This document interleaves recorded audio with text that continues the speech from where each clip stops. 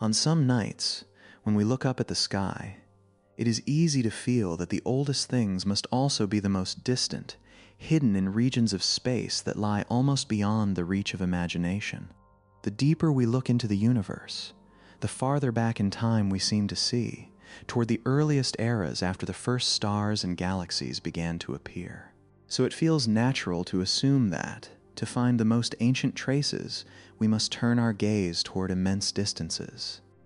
But the universe sometimes preserves its history in another way. Not every ancient remnant lies at the farthest edge of space. Some still exist relatively nearby, within the very galaxy we call home, moving quietly through billions of years without being easily recognized among the countless stars around them. Hello, and welcome to Sleep Gravity. On this journey, we will not begin at the edge of the observable universe.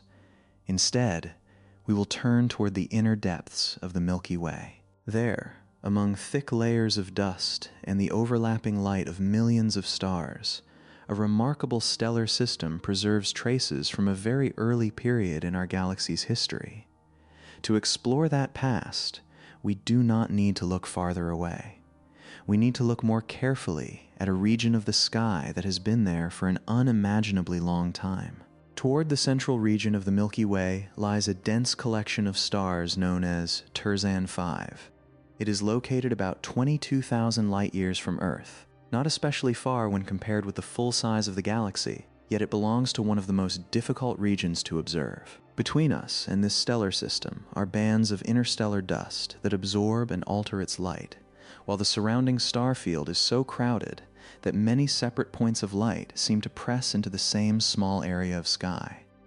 In the earliest images, Terzan 5 did not appear to be an unusual object. It looked like a compact, rounded concentration of light, filled with stars packed closely together under their shared gravitational influence. This appearance led astronomers to classify it as a globular cluster, one of the ancient stellar groupings commonly found around the Milky Way that can remain stable for extraordinarily long periods of time. That classification was not simply a mistake. Based on the data available at the time, Terzan 5 genuinely shared many features with a globular cluster. It was far smaller than a galaxy, contained a high density of stars, and had a shape broadly similar to other familiar ancient stellar systems. In science, an object is understood through what can be observed, and when the tools change, that understanding sometimes has to change as well. What gradually set Terzan 5 apart was not its outward appearance, but the stars within it. As the light from different groups of stars was studied more carefully, astronomers realized that they did not share a simple history. Some formed around 12.5 billion years ago, when the Milky Way was still very young. Other groups appeared much later, separated from the oldest generation by intervals lasting billions of years. This difference is difficult to explain with the familiar model of an ordinary globular cluster. In most ancient clusters, the member stars are thought to have formed within a relatively narrow span of time. They may differ in mass, brightness, and rate of evolution, but they still belong to the same broad era of formation. Terzan 5 seems to have followed a different history, one in which star formation did not end completely after the first generation, but returned at times separated by enormous stretches of time. These stellar populations differ in more than age. Their light also reveals that the material from which each generation formed was not quite the same. Stars that appeared later carry signs of an environment that had changed since the beginning, as though the system itself had undergone transformations between periods of star formation, deep enough to leave their imprint in the composition of the newer stars. For now, we do not need to explore in detail how elements are created inside stars, or how a stellar system might preserve raw material across such immense spans of time. Those ideas will gradually emerge as the journey continues. What matters first is recognizing that Terzan 5 does not simply contain many old stars. It contains many layers of time, and each layer seems to reflect a different stage in the past of the Milky Way's central region. This is why the object is often described as a galactic fossil. The word fossil does not mean that it is dead, motionless, or frozen in the past. The stars of Terzan 5 continue to move, shine, and change according to familiar physical laws. The entire system is also traveling through the gravitational field of the Milky Way, just as it has for a period spanning nearly the entire history of the galaxy. What makes Terzan 5 fossil-like is its ability to preserve information. The ages of its stars, the way they move, and the signatures retained in their light can help astronomers infer the environments in which they once formed. In this way, an object that still exists in the present becomes a means of studying an era that can no longer be observed directly. The Milky Way today is a vast structure, with an extended stellar disk, a densely populated central region, and countless star systems moving under the influence of gravity. But the galaxy did not appear all at once in this familiar form. It was assembled over a long history, as smaller concentrations of matter came together, gas collected into regions of high density, and successive generations of stars were born, continually changing the environments around them. During that process, most early structures lost their individual boundaries. Stars that once belonged to separate systems were dispersed, mixed together, and absorbed into a much larger population. When we look at the Milky Way today, it is difficult to determine where each fragment of matter originally came from, or to see every step that created the central region now observed by our telescopes. Terzan V may be a rare case that has not completely lost the traces of its origin. It may be the surviving remnant of a system that was once much larger, formed while the inner regions of the Milky Way were still being built. Over billions of years, much of its original mass and structure may have changed, but a sufficiently dense core endured, preserving stellar generations with different ages and characteristics. This remains a scientific interpretation that is still being tested, not a complete history observed directly from beginning to end. No telescope ever witnessed Terzan 5 when its first stars were born. All we have today is light that has crossed space, tiny motions against the background sky, and physical signatures that still remain within ancient stars. From these fragments of information, a question slowly comes into view. How could a relatively small stellar system, located in the crowded central region of the Milky Way, preserve more than 12 billion years of history? Why do stellar generations separated by such immense spans of time appear together within a structure that seems so simple? And what might this reveal about an era before the galaxy had taken on the familiar form we see today? To search for an answer, we will not begin with the largest models of galaxy formation, nor will we immediately trace each generation of stars. First, we need to understand where Terzan 5 exists, because the surrounding environment kept this object hidden for so long, and also makes it especially difficult to study. The central Milky Way is not an empty, dark region scattered with only a few stars. It is a place where light from countless sources overlaps, where unevenly distributed dust changes the color of each point of light, and where a star that appears beside Terzan 5 in an image may not truly belong to it at all.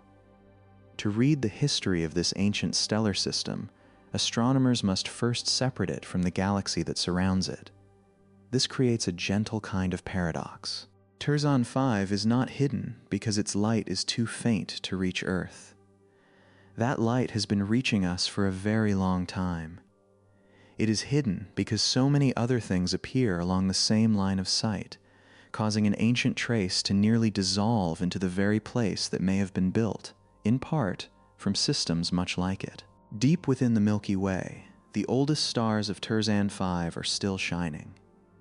They do not tell the past in words, nor do they preserve a complete image of the moment when the galaxy was born.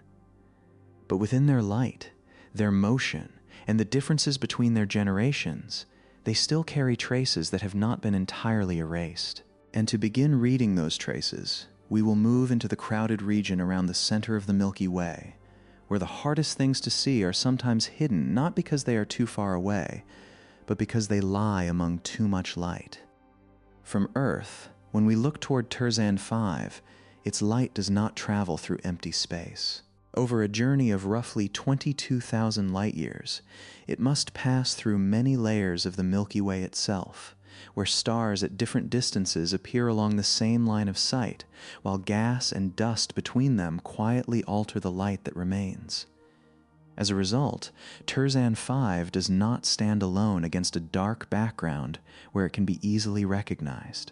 It lies deep within a region filled with so much light that it nearly blends into the surrounding scene. The Sun is located within the disk of the Milky Way, far from the galaxy's central region. From this position, when we look inward, our line of sight passes through a very long section of the galaxy. Within the same small patch of sky, there may be a relatively nearby star, a group of stars farther away in the disk, and beyond them, sources belonging to the central bulge. When all of these are recorded in a single image, the enormous depth separating them is not immediately visible. Points of light at entirely different distances can still appear to lie side by side. This makes the central Milky Way resemble a many-layered space compressed onto a single flat surface. A star that appears close to Terzan 5 in an image may have no connection to the ancient stellar system at all.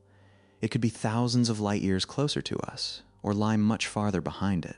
Simply because two sources of light appear beside one another does not mean they are close together in physical space. In the region around the Sun, the distances between stars are large enough that most sources of light can be identified relatively clearly on their own. But as we look toward the bulge, the stellar density increases. A small area in an image may contain an enormous number of points of light, so many that the light from neighboring stars begins to overlap. Fainter sources can easily be overwhelmed, while a region that appears to contain a single bright star may actually be formed by several stars lying extremely close together in the sky. Terzan 5 exists within this very environment. Its core contains a great many stars concentrated into a relatively small volume, while its outer regions gradually merge into the much larger stellar field of the bulge. There is no sharp boundary marking where the system ends and the rest of the Milky Way begins. The farther we move from its center, the more sparsely distributed its members become, while unrelated stars along the same line of sight grow increasingly numerous. If we rely only on images, the entire region can look like a continuous sea of stars, where every point of light seems to belong to the same place. But beneath that seamless appearance lie very different distances, separate orbits, and histories that are nothing alike. To understand Terzan 5, astronomers do not simply need to see more stars. They must also find a way to separate a system that has blended into its own surroundings. The crowding of stars is only the first layer of difficulty. On its way toward the central region of the Milky Way, the light must also pass through clouds of interstellar material scattered throughout the galactic disk. These clouds contain gas and extremely small grains of dust, much of it made from matter that once passed through earlier generations of stars. Each individual grain is almost insignificant, but across thousands of light years, their combined influence can substantially alter what telescopes receive. Interstellar dust does not block everything like a solid wall.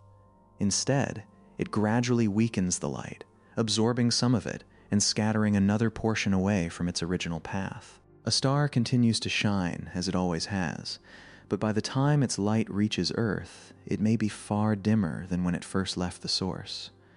Stars that would otherwise be bright enough to observe clearly can therefore become faint points, or disappear entirely into the light of nearby sources.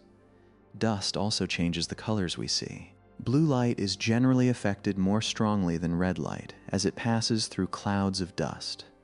After a long journey, the remaining light may therefore appear shifted toward redder wavelengths. A hot star does not necessarily retain its original color in an astronomical image, because the path between the star and Earth has altered the balance of wavelengths before the light reaches a telescope.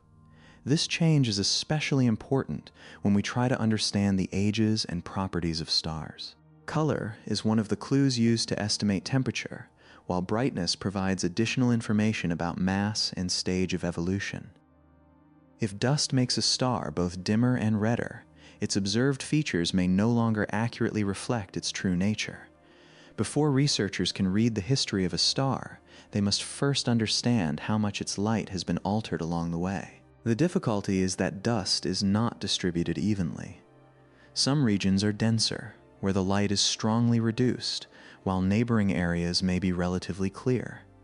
Two stars may lie close together within Terzan 5, yet their light can pass through different amounts of dust and therefore appear in different colors. A single image may carry both the star's true properties and the traces left by the intervening environment. Rather than passing through one uniform screen, the view toward Terzan 5 is more like looking through a sheet whose transparency changes from place to place. Some sections allow more light to pass through, while others make the sources behind them appear noticeably dimmer and redder. To recover an image closer to the original scene, astronomers must estimate the effect of dust across many small regions and then correct the data with great care. Dust, however, does not affect every kind of light in the same way. Longer wavelengths, especially those in the near-infrared, can pass through dust clouds more effectively than visible light.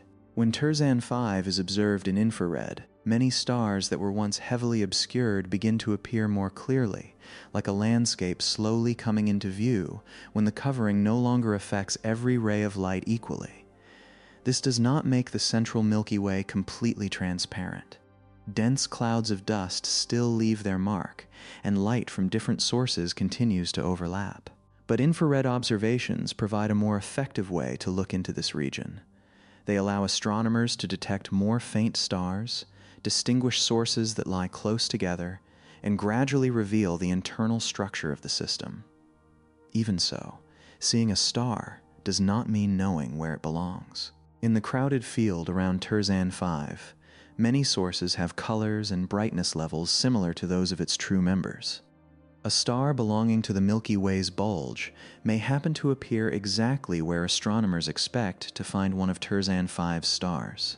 The deeper the image, the more sources it records, and the more important it becomes to determine the relationship of each point of light to the system.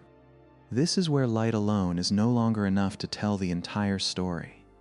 Astronomers must also track how the stars move across the background sky. Stars belonging to the same gravitational system share part of a common motion, while foreground and background sources often travel in different directions.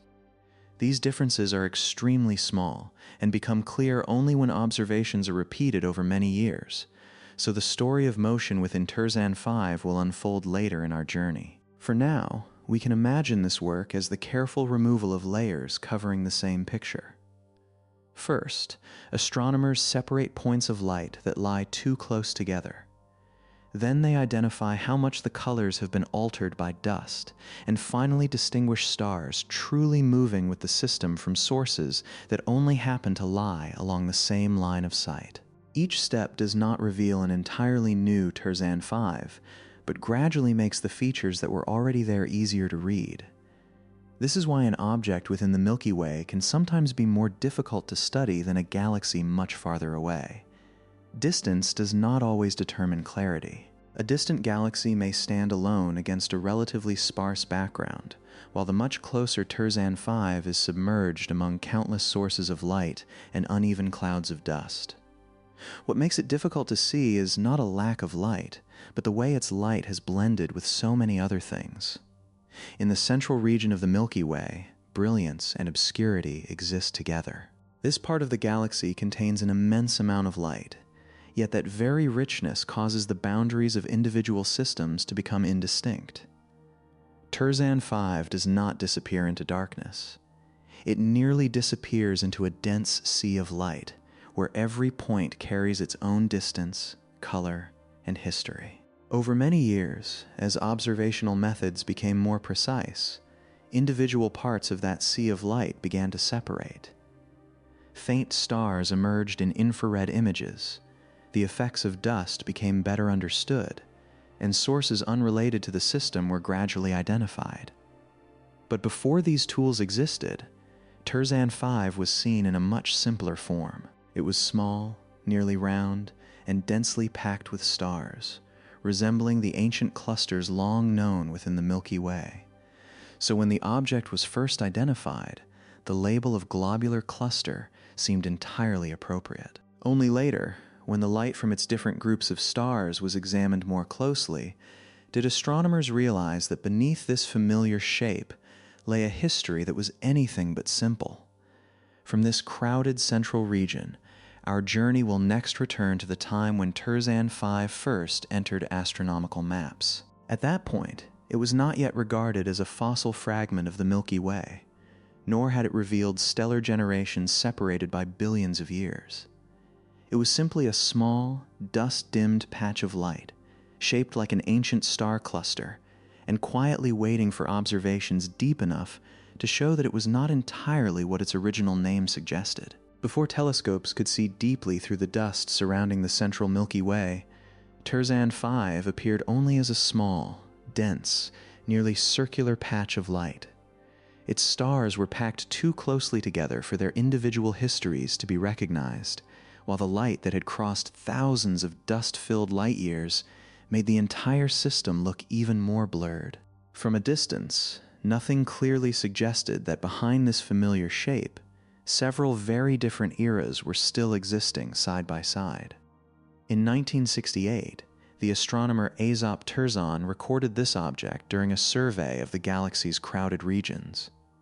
It was given the name Terzan 5, a simple designation like many others in an observational catalog, carrying no deeper meaning about its age or origin. At the time, the most important task was simply to establish that the patch of light truly existed, record its position, and place it within a suitable category based on what could be seen. The appearance of Terzan 5 seemed to provide an immediate answer. It looked like a globular cluster, one of the familiar ancient structures found around the Milky Way. Such clusters usually contain large numbers of stars gathered into a nearly spherical form, with a denser center and increasingly sparse outer regions. Their stars are held together by gravity, traveling through the galaxy as a single system that has endured since very early times. Most stars within a globular cluster form over a relatively narrow period. They may differ in mass, brightness, and evolutionary stage, yet they still share a broadly unified ancient origin. Lower mass stars continue burning slowly for billions of years, while more massive stars left their original states long ago, leaving behind aging stars or small, dense remnants. Seen from afar, the entire cluster resembles a community whose members began their journey together, then quietly followed their own rhythms of evolution. Terzan 5 displayed almost all of these outward signs. It was far smaller than a galaxy, contained a high density of stars, and had the shape expected of a tightly bound stellar system. Its location deep within the bulge did not make this classification unusual, since many ancient clusters also move through the Milky Way's inner regions. Based on what could be measured in the late 1960s, calling it a globular cluster was a natural conclusion. For many years afterward, that label seemed sufficient. Terzan 5 remained in astronomical catalogs as a difficult but seemingly unremarkable object, while dust and the overlapping light of countless stars continued to conceal its deeper details. Humanity had seen the system, but only its outward form, much like recognizing a house from far away without knowing when its individual rooms had been built. The change did not arrive in a single moment. Over the following decades, as instruments became more sensitive and astronomers grew better at separating individual sources of light, the seemingly uniform glow began to resolve into distinct stars. Each new measurement did not change Terzan 5 itself, but allowed us to see differences that had already existed for an extraordinarily long time. At first, those differences appeared in the star's chemical composition. Some contained less iron, while others were clearly richer in iron and other heavy elements.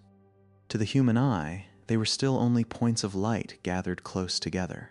But to astronomers, the amount of iron revealed in starlight acts as a trace of the environment in which a star was born, because this element is gradually created and added to space through successive generations of stars. Stars that formed very early were generally born from gas still poor in heavy elements. Later, as generations of stars lived and reached the final stages of their lives, material transformed within them was released back into space.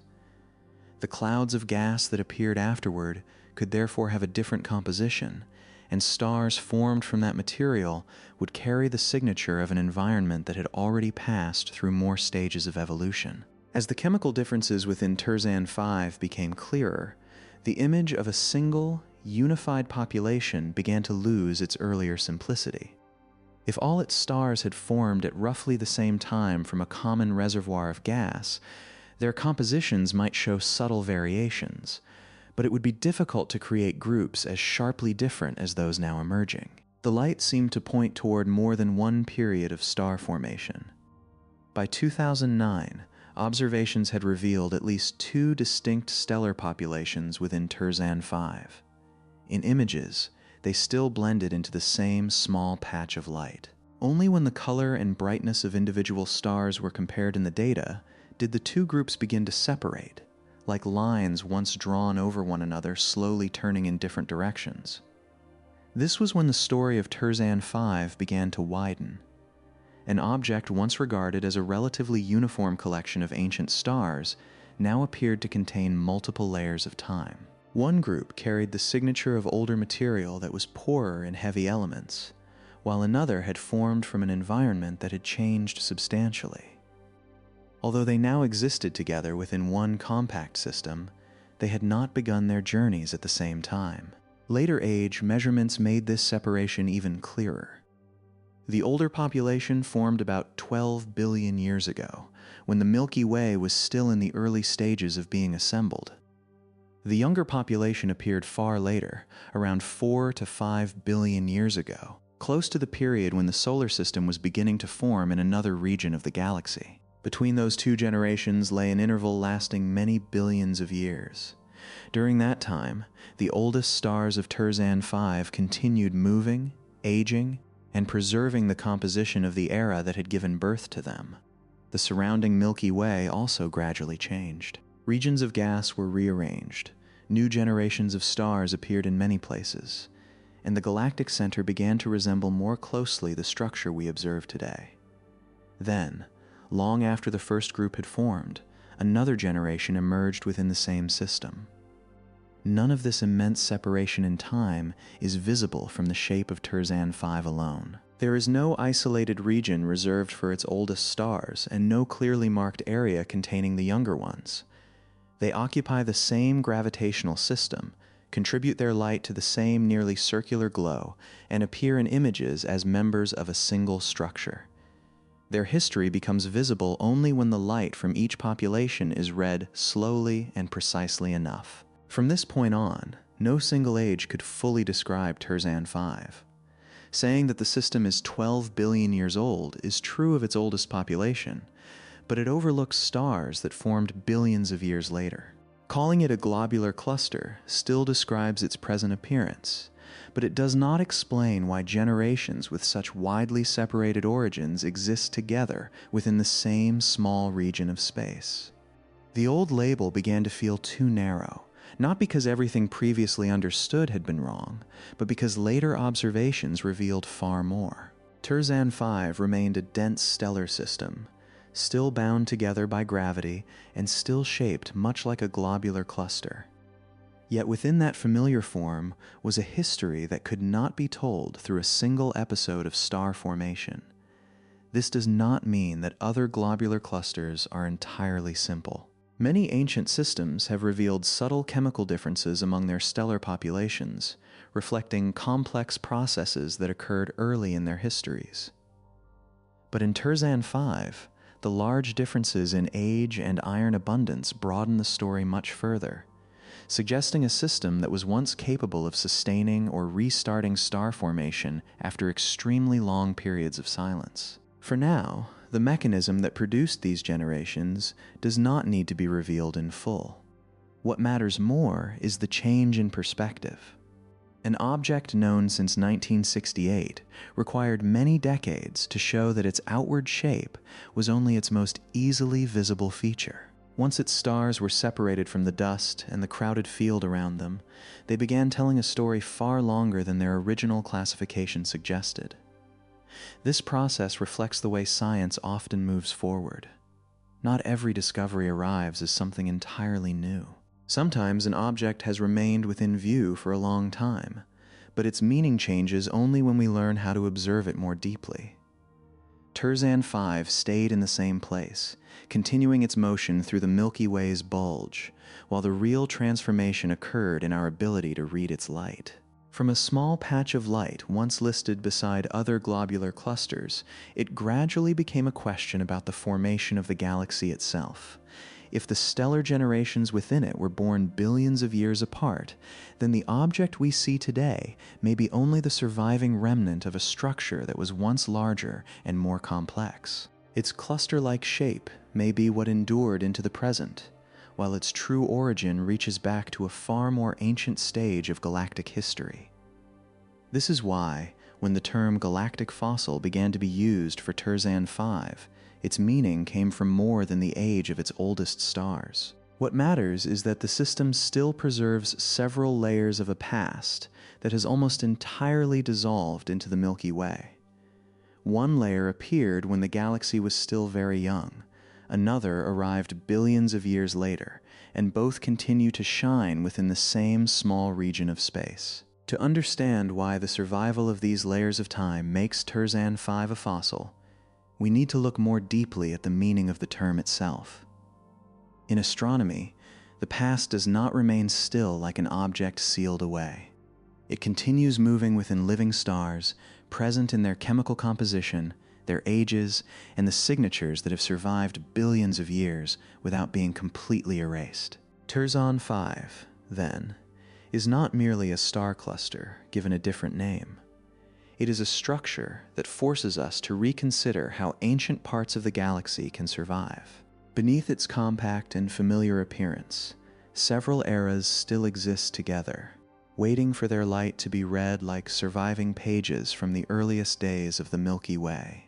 As the differences in age and chemical composition within Terzan 5 gradually became clearer, the description galactic fossil began to appear more often. It is an evocative term, but it can also create a slight misunderstanding.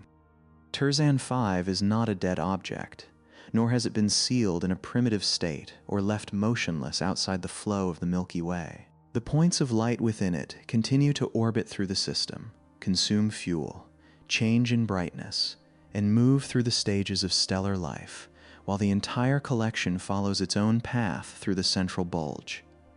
What makes it fossil-like is not stillness, but its ability to preserve characteristics that originated in a very distant age.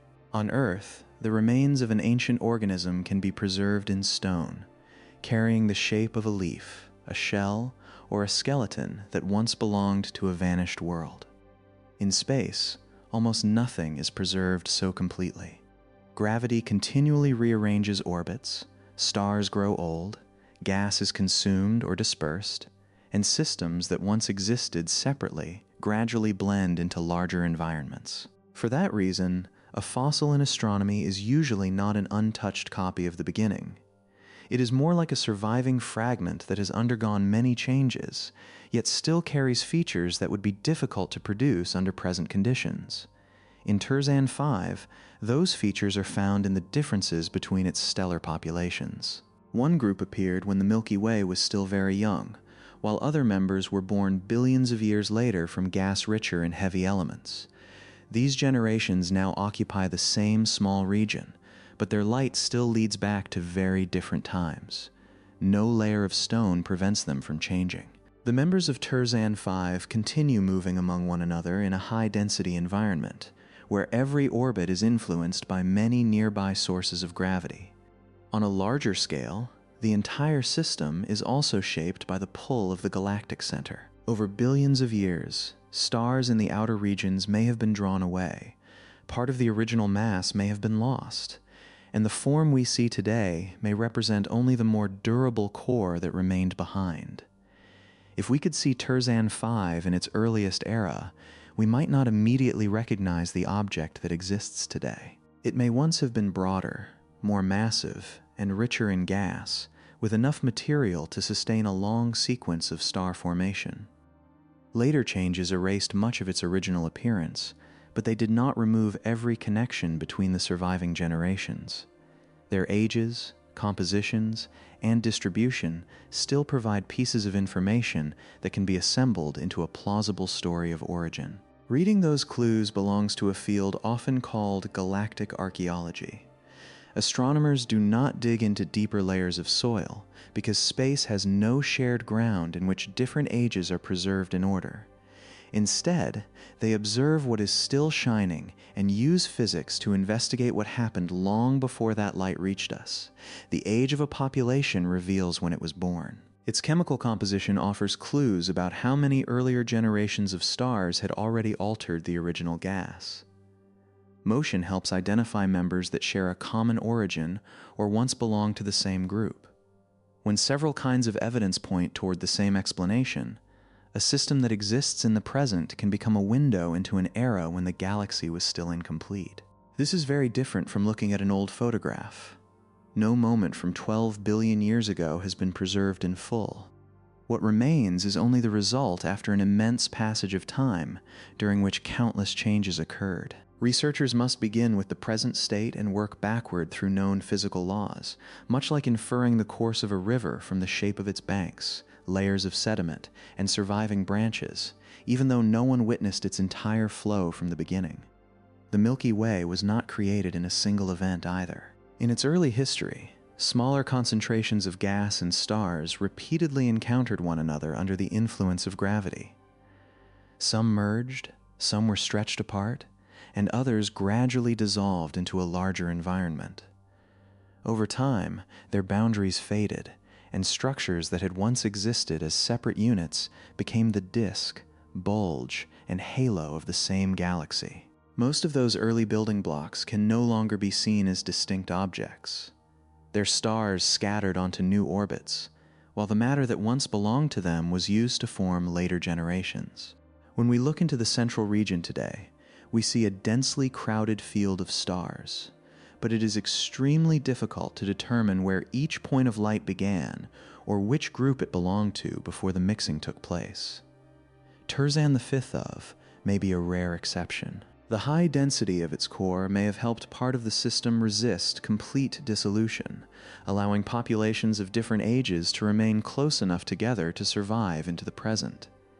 It did not preserve every feature of its original form, but it may have retained the central core of a mass of material that once helped build the inner Milky Way. This explanation is consistent with what astronomers observe, but it must still be treated with caution. No direct observation shows the entire process by which Terzan V formed, grew, and gradually lost material. Models of its origin are built from the populations that remain and then compared with what physics predicts about the formation and evolution of the galactic bulge. Even though every step cannot yet be reconstructed, current evidence still shows that Terzan V is more than simply a very old object. The Milky Way contains many ancient star clusters of comparable age, but great age alone does not automatically make them fossils of galactic formation. What makes this system unusual is that several eras of star formation have been preserved within the same small region, reflecting an environment that changed over time while continuing to maintain the conditions needed to create new generations. A single population can tell us that stars appeared very early. Multiple populations with different compositions tell a longer story, one in which gas was transformed, heavy elements gradually accumulated, and star formation returned after immense intervals of time. In this way, Terzan V preserves more than a single age marker. It also retains the transition between several stages in the history of the galactic center. There is something quiet in the way this information endures. The stars are not trying to preserve a story.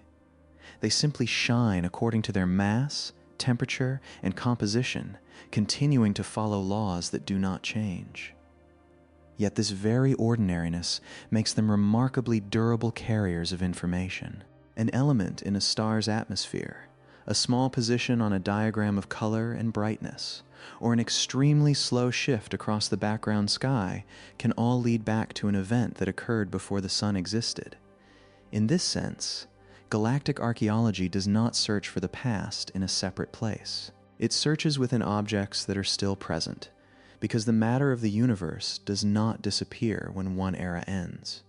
It changes form, enters new stars, drifts into space, or becomes part of larger systems. What happened before continues to influence what exists now, even when that influence is very subtle and can only be recognized through precise measurements. Terzan 5 has also been profoundly changed by time. If it was once a large building block within the young Milky Way, it has probably lost much of its original scale. Its outer regions may have been gradually stripped away by the galaxy's gravity, while many former members may now be so thoroughly mixed into the bulge that they can no longer be identified individually. The fossil that remains is not the entire original object, but a portion resilient enough to preserve populations connected to one another. It is precisely this incompleteness that makes it valuable. A perfectly preserved object would be easier to interpret, but the universe rarely offers anything so intact. What we usually have are fragments that have already been altered, and the work of science is to determine which features belong to the present, which originated in the beginning, and what processes may connect the two. Within Terzan 5, the layers of time are not stacked in sequence like layers of rock. Older and younger stars move together within the same gravitational field, their orbits often crossing, while all their light blends into one dense region when seen from Earth. To distinguish the generations, astronomers must rely on age and chemistry rather than location, because 2 points of light lying side by side were not necessarily born in the same era. One population may carry the composition of a universe still poor in heavy elements, while a neighboring group was formed from gas that had already passed through many cycles of transformation. The time separating them does not appear as an empty space between the stars. It is hidden within the matter itself, like two sounds heard at the same moment, but originating from pieces of music written in very different ages. Because of these differences, Terzan 5 belongs to the Milky Way of the present, while still maintaining a connection to the era when the galaxy was forming. This is not a true paradox, but simply the way matter continues to carry information about the states it has passed through. A star may be living in the present, but its composition was determined at birth. A population may continue moving for billions of years, while its age still binds it to a vanished era. Seen from Earth, Terzan 5 occupies only a very small region among countless points of light. Yet within that space may survive the core of a structure that once participated in building the Milky Way's bulge. If this is correct, then we are not merely observing an ancient star cluster. We are looking at a fragment of material that existed before the galaxy took on the familiar form it has today. To understand the conditions in which that fragment first appeared, our journey must move farther back in time. When the oldest stars of Terzan 5 began to shine, the Milky Way's disk had not yet stabilized, its spiral arms had not taken on their present form, and the central region was still being assembled from smaller structures. What now exists together within a single galaxy was then still being drawn together by the persistent influence of gravity. The meaning of Terzan 5, then, extends beyond the label of galactic fossil. It leads us back to an unfinished Milky Way, where the boundaries between a massive star cluster, a primordial cloud of gas, and a fragment helping to build the bulge were still indistinct. This was the era in which the object's oldest stars were born, carrying the composition of a younger universe and beginning a journey that would continue for the next 12 billion years. To reach the time when the oldest stars of Terzan 5 first began to appear, we have to leave behind the familiar image of the Milky Way as it exists today. Modern maps often lead us to picture a vast stellar disk surrounded by a faint halo, with spiral arms extending around the central region, and the sun occupying a relatively quiet position along one of the smaller arms. But around 12.5 billion years ago, those features had not yet come together into a stable structure. The Milky Way was still being assembled from many streams of matter, clouds of gas, and groups of stars that had not yet fully merged. By then, the universe had already emerged from its earliest dark era, and light from the first generations of stars had appeared in many places. Galaxies were also growing, though most had not yet reached the sizes or forms we observe in the present day. Rather than stable structures with clearly defined boundaries, Many young galaxies were irregular, rich in gas, and filled with dense regions of star formation. Gravity quietly drew smaller pieces toward one another, continually gathering, stirring, and rearranging matter over immense spans of time. The early Milky Way developed within this environment as well. It was not born complete, like an island of stars with its shape already established, but grew step by step as gas fell in from the surrounding space, smaller structures approached, and successive generations of stars formed. Some concentrations of matter may have merged gently, while others were stretched apart or dispersed as they entered a larger gravitational field. With each encounter, the galaxy gained mass, but its earlier form was also altered, making its growth anything but a simple, straight path. In the region that would eventually become the galactic center, gas collected at higher densities and formed many compact clumps. These structures contained enough material to produce stars at a rapid rate, while their gravity was strong enough to keep their members close together. They were not necessarily like the globular clusters that survive today, nor were they fully independent dwarf galaxies in the modern sense. Within a young Milky Way, the boundaries between such structures may have been far less distinct, because all of them were still participating in the same vast process of assembly. According to current models, the Milky Way's bulge may have been built in part from primordial clumps like these. They moved through the inner regions, interacting with gas and with other stellar systems before gradually losing their individual forms. Less massive clumps were more easily pulled apart, dispersed, and absorbed into the wider environment, allowing stars that once belonged to them to become part of the increasingly crowded galactic center. After billions of years, very few traces remain to reveal where each original member had come from. Terzan V may be connected to this very period. If the current interpretation is correct, the compact object observed today was once the inner portion of a much larger structure, a place dense enough to form stars early and preserve part of its identity, while less resilient systems around it gradually dissolved into the bulge. What survives is not its entire original form, but perhaps only a more durable core, where its stellar populations remained close enough together that their shared history was never completely erased. No one can observe that ancestral structure directly as it appeared when it first formed. Light from extremely distant galaxies allows us to see similar systems as they existed when the universe was young, but no telescope stands outside the Milky Way to record the development of our own galaxy in isolation. Earth lies within the stellar disk, so every account of the beginning must be reconstructed from what has survived. The ages of stellar populations, their chemical compositions, their orbits, and the way they are distributed today. For this reason, any picture of the young Milky Way carries a degree of uncertainty. Models can show which processes are consistent with the evidence, but they do not produce a single film in which every detail has been confirmed. The central region may have been built through several mechanisms acting together. As dense stellar clumps merged, gas continued to fall inward, and the later motion of the disk and the development of the galactic bar altered the inner regions even further. Terzan V provides one piece of evidence, not a complete explanation for the origin of the bulge.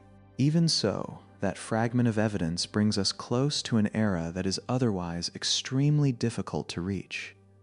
When the oldest generation of Terzan V was born, the abundance of heavy elements in the Milky Way was still much lower than it is today. Earlier generations of stars had already begun producing carbon, oxygen, silicon, and iron, but matter had not yet been recycled through as many cycles as it had by the time the Sun formed. The gas clouds near the galactic center therefore carried a different composition, reflecting a younger galaxy in which chemical enrichment had only begun to pass through its earliest stages. The gas within these dense clumps did not remain still. Gravity pulled it into smaller regions, where it collided, lost energy, and continued to contract. Wherever the density rose high enough, cold, compact cores began to form, preparing the way for the birth of stars. Beyond them, the entire clump continued moving through a much larger and constantly changing environment, where new streams of gas could still flow inward and gravitational interactions could distort its orbit. Within this setting, star formation was not separate from the growth of the galaxy itself. Each new generation transformed part of the gas into sources of light, while the radiation and material released by those stars acted back upon the surrounding environment.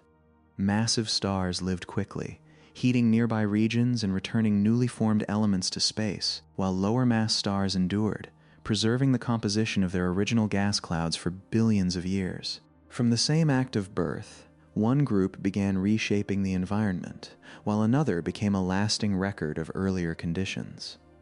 The young Milky Way, therefore, grew not only by acquiring more matter, it also changed from within as successive generations of stars continually altered the composition of its gas. Each period of star formation removed some material from the interstellar environment, yet also prepared a different supply of matter for the future. Over time, heavy elements became increasingly abundant. New gas clouds no longer resembled those that had formed the earliest generations, and the galaxy itself became chemically richer and more complex. Near the center, these changes may have unfolded more rapidly because of the high density of matter. Many stars formed within a relatively small region, exposing the gas to the influence of numerous sources at once. Some clumps may have lost their material as stellar energy pushed gas outward, while more massive ones retained part of it or continued gathering additional gas from their surroundings. Differences in mass and environment helped determine which clumps dissolved early, which survived longer, and which were resilient enough to leave behind remnants still recognizable billions of years later. If the precursor of Terzan 5 was once far more massive, its gravity may have played an important role in that survival. A lighter clump could be stretched apart and dissolved more easily by the central environment, while a heavier core would have been better able to keep its stars close together over long periods. This would not have protected it from every change, but it may have helped part of the structure resist complete mixing long enough for populations of different ages to remain distinguishable today. Over billions of years, the bulge became increasingly crowded as individual concentrations of matter lost their separate boundaries. Stars born in different systems began sharing the same region of space and following complex orbits around the center. If this process could be viewed at a pace suited to a human lifetime, almost everything would seem motionless. But on the timescale of a galaxy, their paths continually intertwined, slowly erasing the outlines of the original structures. It is this mixing that makes remnants like Terzan 5 so rare. An ancient star can survive without great difficulty, because low-mass stars may continue shining for longer than the present age of the universe. What is more difficult is keeping an entire group of ancient stars together while preserving enough chemical and age differences for their shared origin to remain readable. Individual members may drift into the bulge without leaving any obvious trace, but a dense core can retain a much broader story. In Terzan 5, that story is not only about the survival of extremely old stars.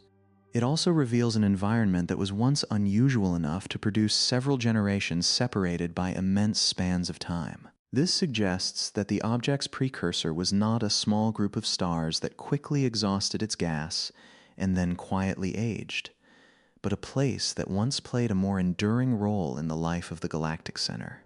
Yet when the oldest generation was born, nothing indicated that these stars would become evidence for human observers billions of years later. They simply formed from gas, began to shine, and moved within the gravitational field of the structure that had created them. Lower mass stars gradually settled into stable lives, more massive stars quickly began changing their surroundings, and the entire system continued drifting through a Milky Way that was still transforming. From within that cloud of gas, there was no way to see the galaxy's future form. The spiral arms had not yet emerged as bright patterns sweeping around the disk. The sun did not exist to mark a familiar location, and the region later known as the bulge was still receiving matter from many different sources. Each clump was only a small part of a much larger process, and most would eventually lose their individual identities as they merged into the growing structure. Terzan V may have passed through that era as one of the densest of these clumps. It did not escape change, but neither does it appear to have been erased completely. Through countless orbits and interactions, part of its core endured, carrying stars born before the Milky Way had taken on a clearly defined shape. These long-lived members allow astronomers today to recognize that the small object hidden within the bulge began its story at a remarkably early time. When we look back toward that era, what stands out is not the disorder, but the slow way gravity drew everything together. There was no single moment when the Milky Way suddenly became a complete galaxy. Its familiar form emerged gradually through countless small motions, through contracting clouds of gas, encounters between stellar clumps, and the quiet fading of old boundaries. Terzan V may be one of the rare surviving pieces that still preserves a faint outline from before that mixing was complete. Within that core, a generation of stars formed from gas still pour in heavy elements, carrying the composition of a much younger Milky Way. Its low-mass stars would survive through nearly the entire history of the galaxy, while the more massive members began altering their surroundings after only a relatively short time. From that point forward, Terzan V entered a new process in which its earliest stars both preserved the conditions of the beginning and quietly prepared the material from which later generations would emerge. About 12.5 billion years ago, within a Milky Way that had not yet taken on its present form, a dense region of gas deep inside the galaxy began to collapse under its own gravity. As enough matter gathered together, temperatures rose within small cores, nuclear reactions began, and a new generation of stars emerged in an environment that was still very young. These were not the first stars in the universe, but they belong to the oldest population that can now be identified within Terzan V. At that time, the Sun was still nearly 8 billion years away from being born. Earth did not exist, the planets of the solar system had not yet acquired the material from which they would form, and many familiar structures of the Milky Way were still being rearranged through motions that unfolded over immense spans of time. The galactic center continued to receive gas and stars from smaller concentrations of matter, while new populations appeared one after another and gradually blended into an ever-growing environment. Terzan V, or its precursor, was already present during this era, though not necessarily in the compact form seen by telescopes today. It may have been a larger system, richer in gas and surrounded by a stronger gravitational field. What happened during those earliest times has not survived as a complete image.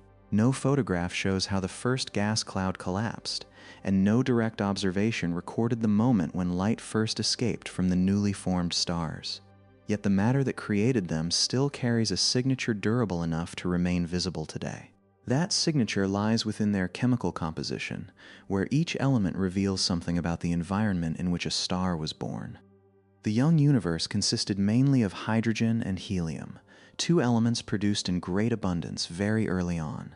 Heavier elements appeared gradually afterward, as stars began creating new material in their cores and returning some of it to space. For this reason, a star that formed early was usually born from gas, still poor in heavy elements, while later generations tended to arise from matter that had already passed through many cycles of transformation. In astronomy, nearly every element heavier than hydrogen and helium is collectively described as a metal. This usage is much broader than in everyday language, where carbon, oxygen, and neon would not be placed in the same category as iron. For astronomers, what matters is not whether an element looks like a metal, but that it formed after the universe's earliest period and carries evidence of stellar generations that existed before.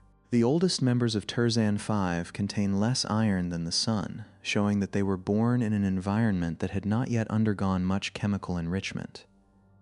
This does not mean that their original gas was completely pristine. Before these stars appeared, other sources of light had already lived long enough to create some heavy elements and disperse them into space. Even so, relatively little matter had yet been recycled, reflecting a Milky Way that had passed through only the earliest stages of its chemical evolution. When a star is born, the composition of its original gas cloud becomes the foundation of the star itself. Over the course of its life, the core may produce new elements, and later stages of evolution can bring some internal material up into the outer layers. Even so, many important signatures from the moment of formation remain clear enough in the atmosphere, where light passes before escaping into space. After traveling tens of thousands of years to Earth, that light allows us to read part of an environment that vanished long ago.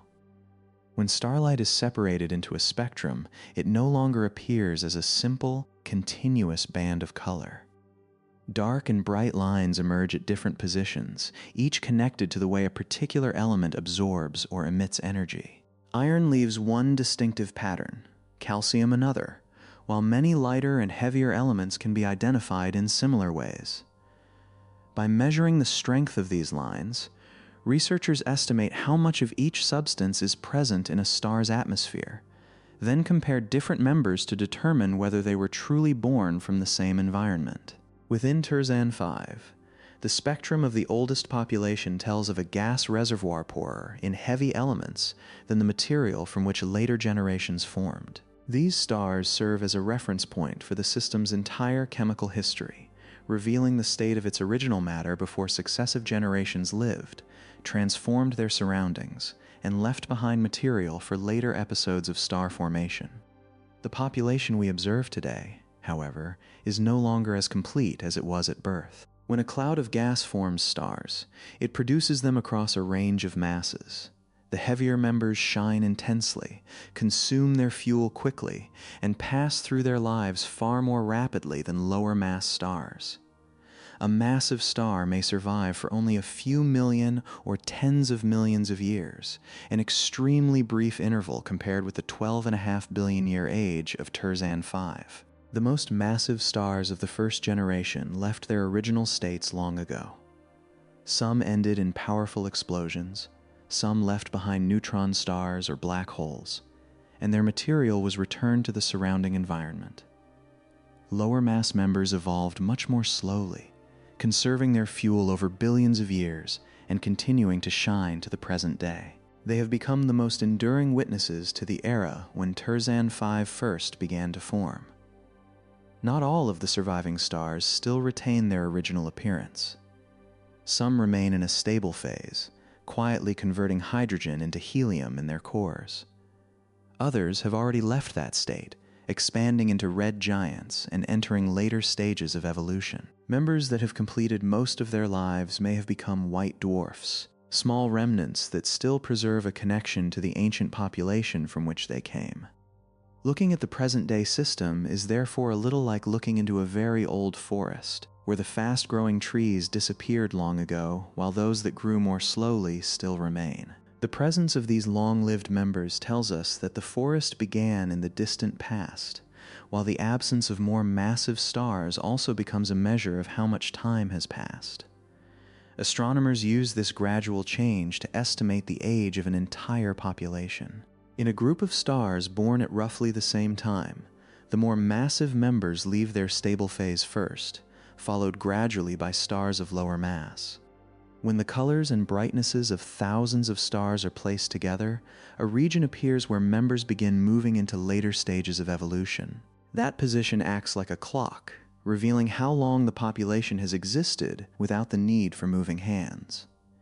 The age of 12.5 billion years assigned to the ancient population is not inferred from the appearance of a single star. It comes from the way the entire group matches models of stellar evolution, including the colors, brightnesses, and evolutionary stages of its individual members. When many signs point toward the same span of time, the picture of the first generation becomes clearer, even though every measurement still carries a degree of uncertainty. These stars have survived through nearly the entire development of the Milky Way. When they were young, the galactic center was still gathering additional matter. Over billions of years, the stellar disk became more stable. New generations appeared throughout the galaxy, and heavy elements continued to accumulate in interstellar space. By the time the Sun formed, the oldest members of Terzan 5 had already been shining for nearly 8 billion years. Their endurance does not mean they have remained motionless. Each star still follows its own orbit through the dense system, influenced by the gravity of nearby members and by the Milky Way's bulge as a whole. They may have passed through the system's central region countless times, approaching other stars and then moving apart again, while their original chemical composition remained preserved in their atmospheres and continued to be carried within their light. Through these signatures, we learn more than the simple fact that this population is extremely old. We can also glimpse an environment unlike the Milky Way of today, where iron and other heavy elements were far less abundant than in the region that later gave birth to the Sun. These ancient stars do not provide a complete map of the young galaxy, but they place limits on what must already have existed, revealing how enriched the gas had become and how early star formation had begun in the central region. Even so, great age is not the only quality that makes Terzan 5 unusual. The Milky Way contains many ancient star clusters of nearly comparable age. If Terzan 5 contained only its 12.5-billion-year-old population, it might still be regarded simply as an old stellar system deep within the bulge. What broadens its story is the presence of later generations beside that ancient group, carrying different chemical compositions and reflecting an environment that had changed significantly. The first stars of Terzan 5, therefore, serve as both a beginning and a baseline. They preserve the earliest state we are able to read, allowing us to recognize how much the populations that followed had changed. Increases in iron, a greater abundance of heavy elements, and age differences spanning billions of years become meaningful because there is an ancient foundation against which they can be compared.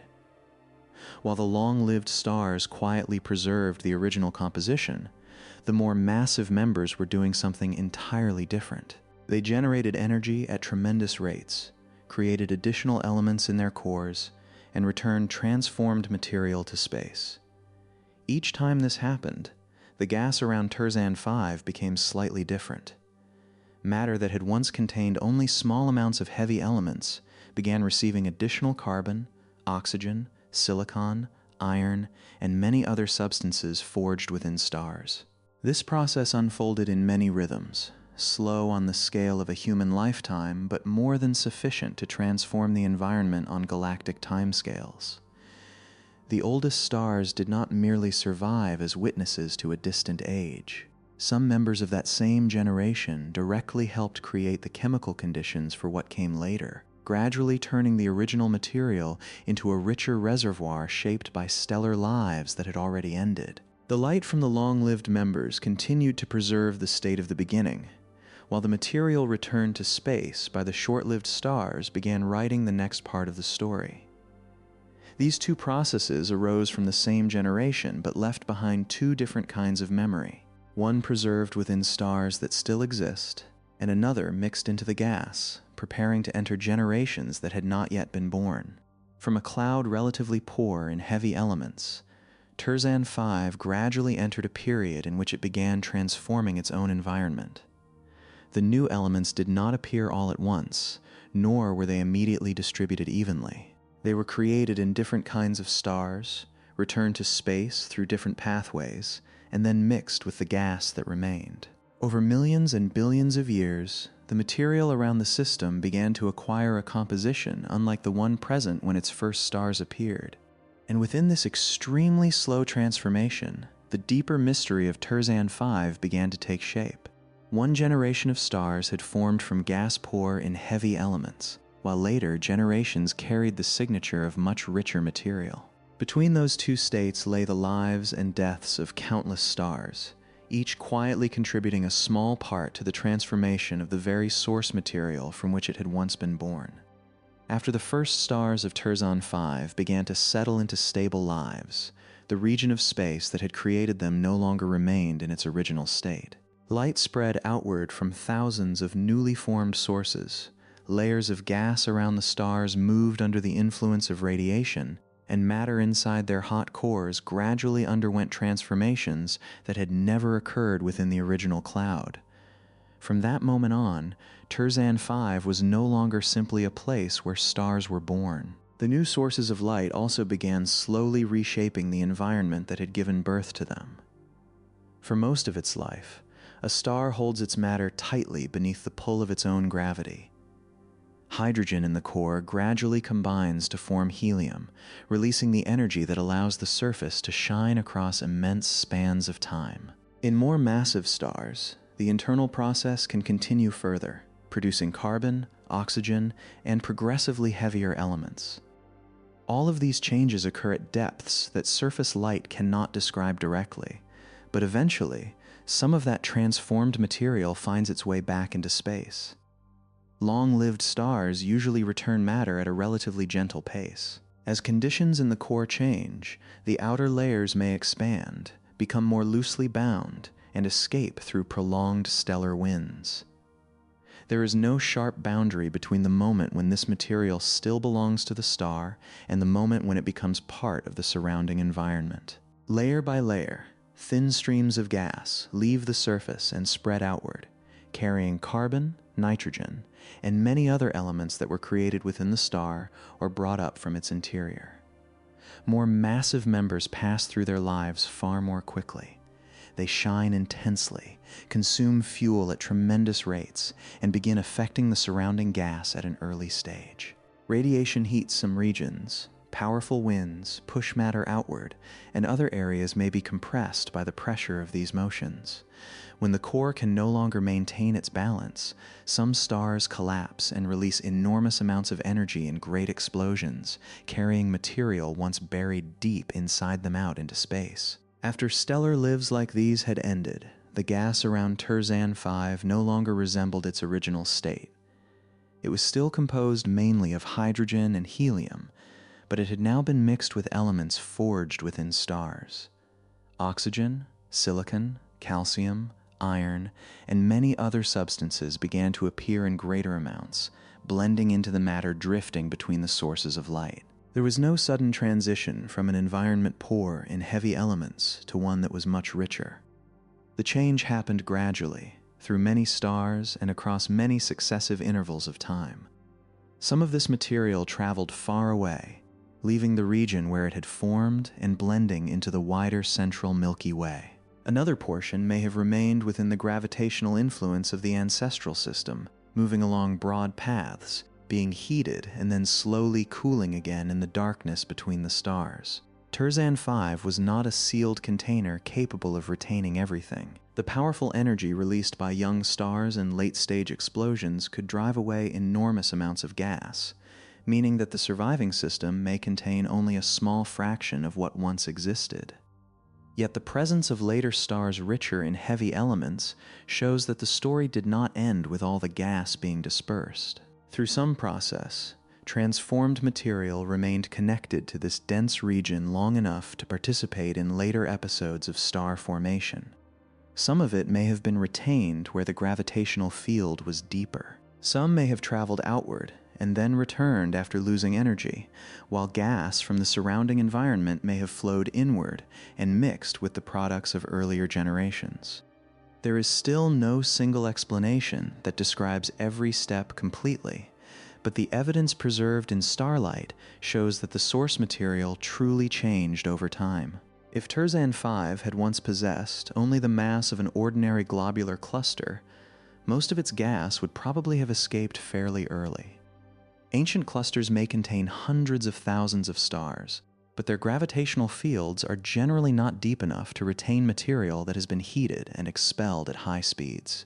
After the first period of star formation, the remaining fuel gradually diminishes. The stars already born continue to age, and the entire system enters a long existence in which almost no new generations are created. Terzan 5 carries evidence of a more complicated path. Its precursor may once have been much larger and more massive than the core that survives today, strong enough for some of the gas to remain under its gravitational influence.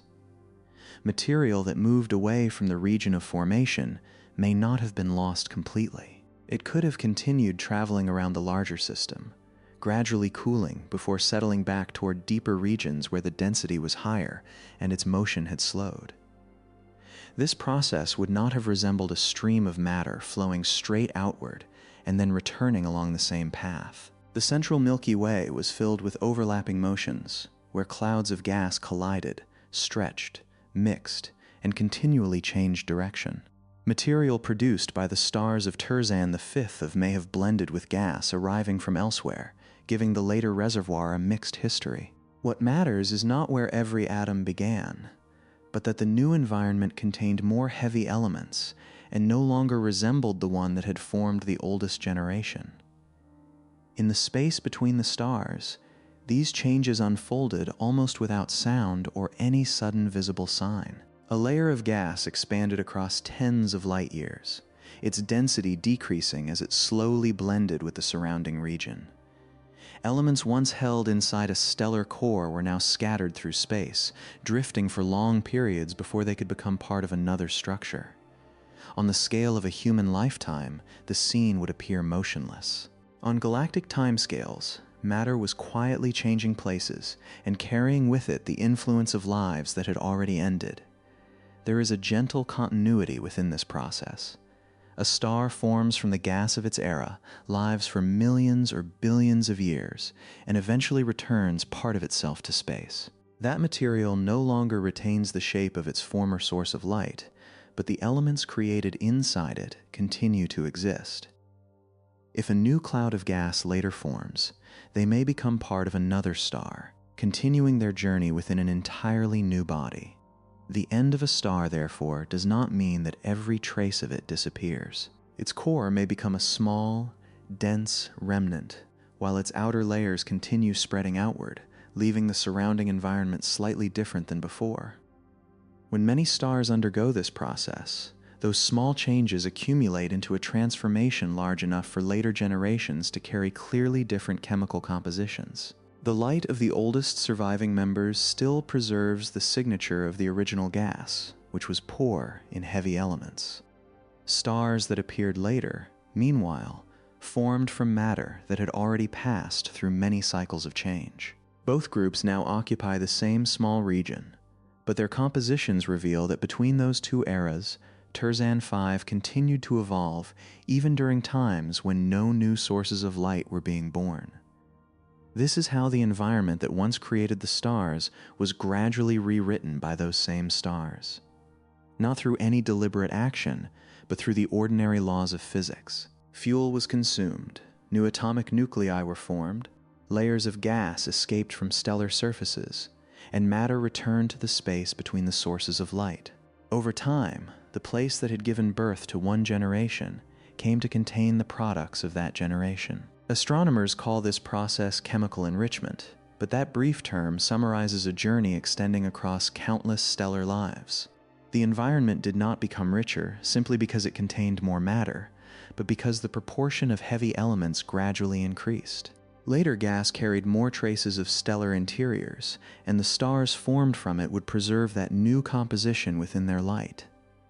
Terzan V did not need to retain all the gas returned by its stars for this process to leave a visible signature. Even a fraction of the material remaining nearby, or mixing with other gas before gathering again toward the central region, could have been enough to change the composition.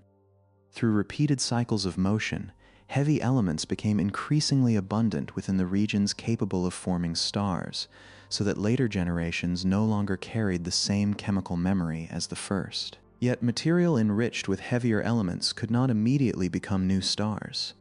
After being heated and driven outward, the gas needed time to disperse, mix, and lose energy.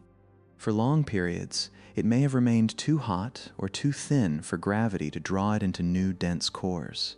Terzan V may therefore have passed through an extended era in which matter within and around it was continuing to change, even though no additional generation of stars had yet appeared.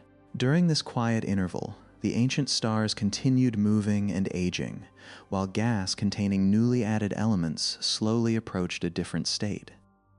There was no single moment marking the end of the old environment and the beginning of the new one. The transition unfolded so gradually that no individual instant would have seemed remarkable, like the color of light changing as it passes through a thin veil of dust, almost impossible to notice from moment to moment, yet unmistakably different after enough time has passed.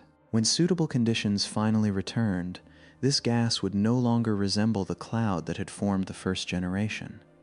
It now carried more iron and many other heavy elements, had passed through the lives and deaths of countless stars, and may also have mixed with material from the central Milky Way. But new light did not appear immediately. Between the age of the oldest members and the next episode of stellar birth lay a silence lasting billions of years, an interval vast enough to contain almost the entire history of the solar system. Between the oldest stars of Terzan 5 and the generation that appeared later lies an interval of nearly 8 billion years. The number is so vast that it is difficult to grasp intuitively. The entire history of Earth, from the planet's formation to the present day, is still far shorter than the time separating two episodes when new light began to appear within the same small stellar system. When we look at Terzan 5 today, that span of time does not appear as an empty region. Its older and younger stars occupy the same gravitational field, their light overlapping to create one densely packed system. There is no clearly visible darkness between the two generations, nor any boundary marking where one era ended and another began. The interruption becomes apparent only when the ages of the separate populations are measured and placed beside one another on the same timeline. The oldest population formed about 12.5 billion years ago, while the Milky Way was still being assembled. The main younger group appeared around 4.7 billion years ago, close to the time when the solar system began forming in another region of the galaxy. Between those 2 points, Terzan 5 endured through a large part of cosmic history without leaving behind another prominent stellar population substantial enough to be clearly recognized in the data available today. This does not mean that all activity within the system came to a complete stop. The ancient members continued moving, consuming fuel, and passing through different stages of evolution. Massive stars had long since reached the ends of their lives, while lower mass stars continued shining quietly for billions of years. Matter was returned to space, orbits gradually changed, and the entire system remained under the influence of the central Milky Way. The silence here means only that no major episode of star formation left a signature as distinct as those of the two principal populations, not that the system itself became motionless. A new generation could emerge only when several conditions were met at the same time. Enough gas had to be present, its temperature had to fall so that pressure no longer kept it dispersed, and its density had to rise until gravity could draw smaller regions inward. If the material remained too hot, too diffuse, or too continuously disturbed, the dense cores needed for stellar birth could not survive for long. In a complex environment, such as the Milky Way's bulge, the presence of gas and heavy elements did not mean that new light would immediately appear. After its earliest generations formed, Terzan the fifth of may have lost most of its original gas. Radiation, stellar winds, and explosions drove material away from dense regions, while the galaxy's gravity continued to reshape the distribution of both gas and stars. Some of the remaining matter may have drifted into the broader environment of the bulge. Some may have stayed around the ancestral system in a state too hot to collapse, and another portion may have been gradually supplied from outside. These pathways left no complete record, so the precise origin of the gas that produced the younger generation has not yet been fully determined.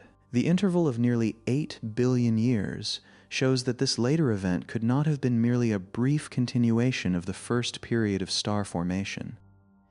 If a small amount of remaining gas had collapsed soon after the ancient generation appeared, the populations would have been separated by only a modest interval on galactic timescales. In Terzan 5, the separation is far greater, long enough for the Milky Way to change profoundly, for generations of stars throughout the galaxy to be born and die, and for the chemical composition of the central environment to become very different from its original state. Throughout this immense span of time, the Milky Way's bulge continued to develop. Older concentrations of matter blended together, stars gradually shifted onto new orbits, and gas passed through repeated cycles of heating, cooling, and redistribution.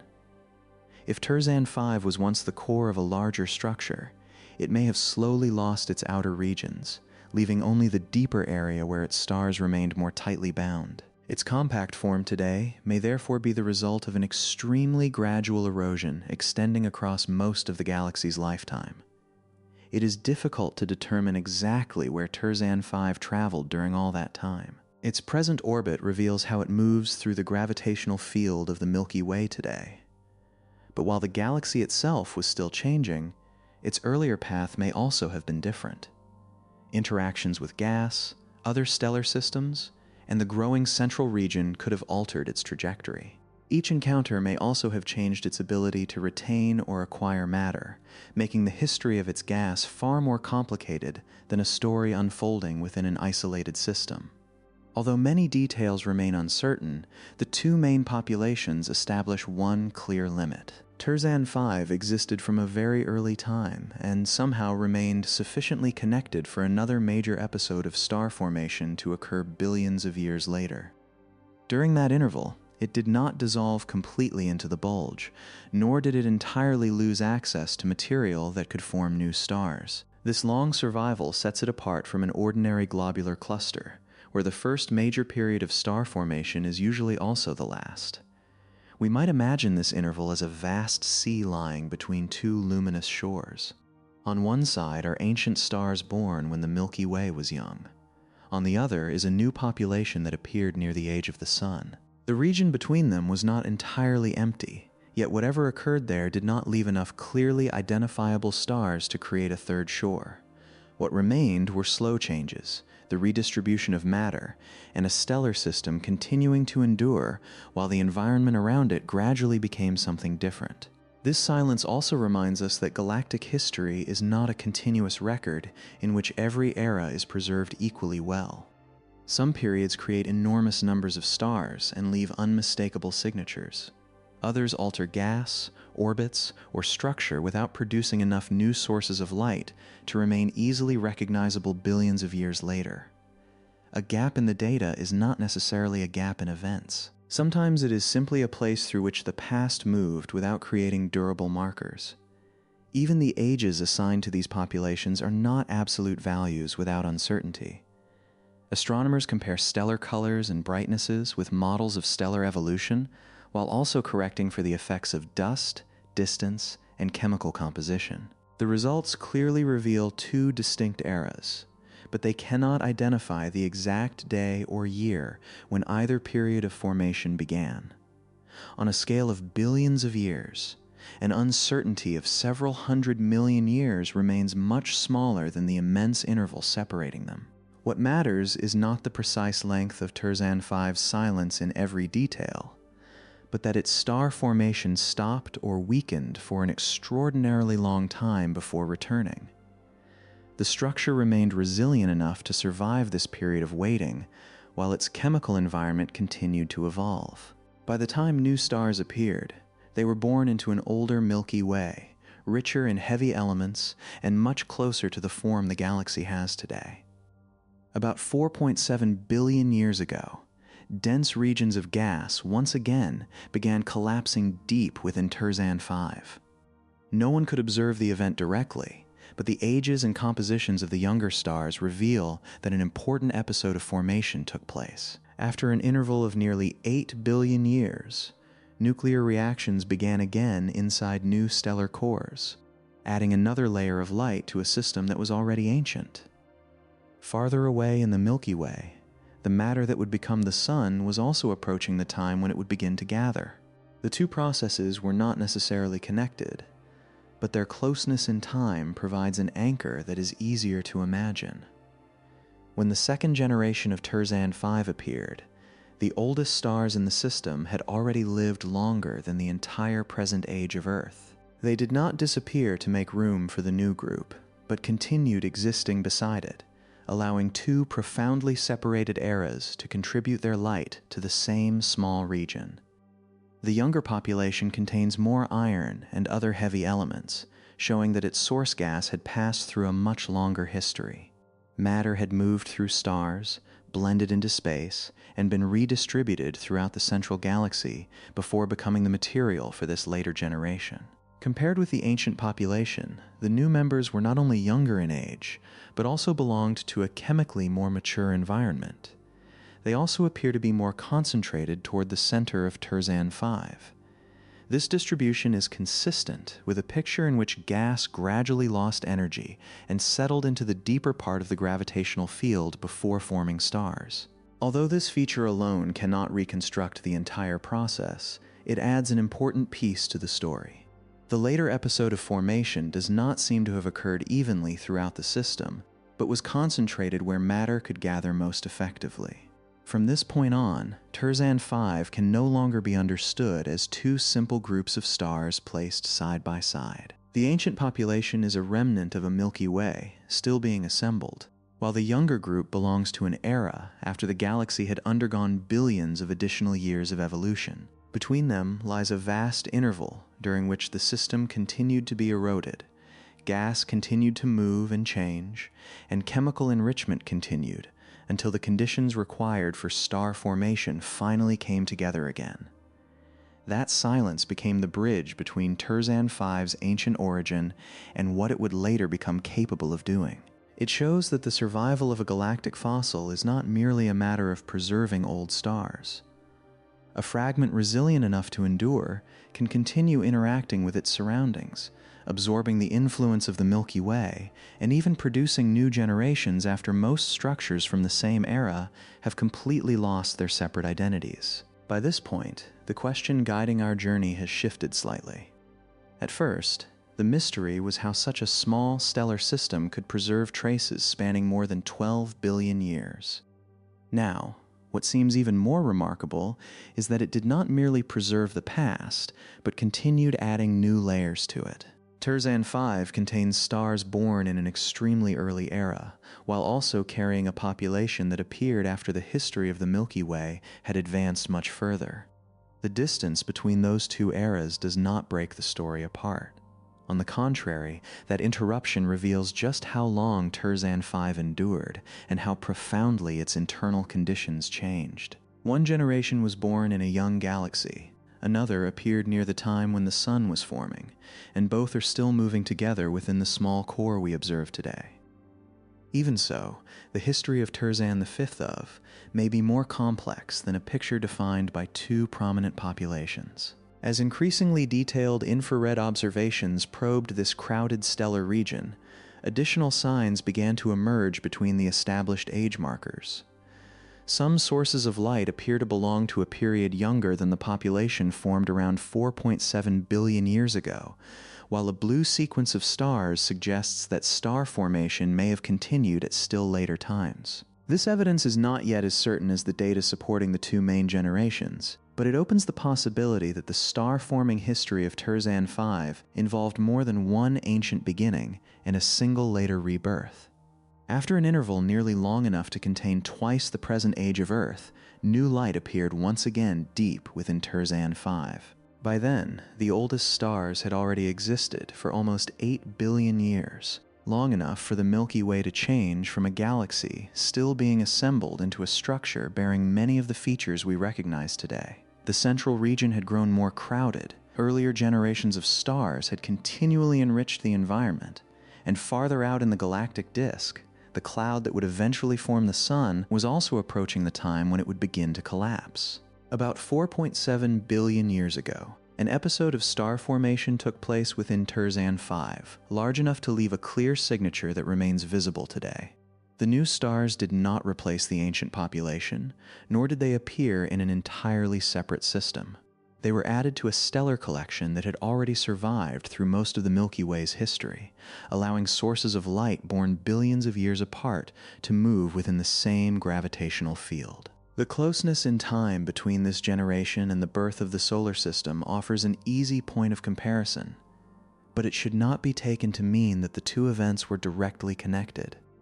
Terzan 5 lies deep within the central bulge, while the sun formed in another part of the galactic disk. They belonged to separate environments, divided by tens of thousands of light years, and simply happened to emerge during relatively nearby periods on the cosmic timescale.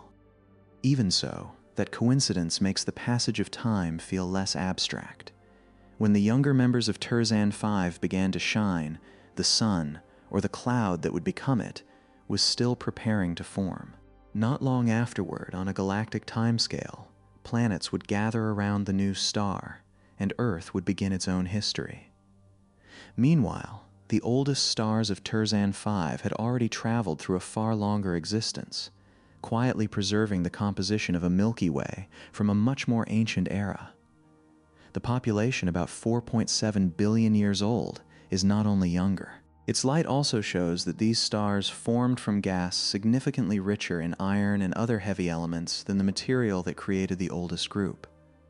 Over billions of years, matter in the central galaxy had passed through many stellar lives, receiving additional elements forged in hot cores and later returned to space. By the time the new generation appeared, its source material carried a much longer chemical history.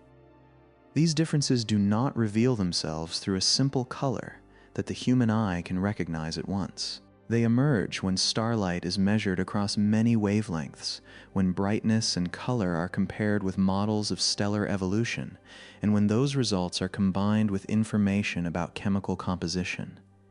Each individual measurement offers only a small piece, but when many stars trace a similar pattern in the data, a population sharing a common age begins to take shape.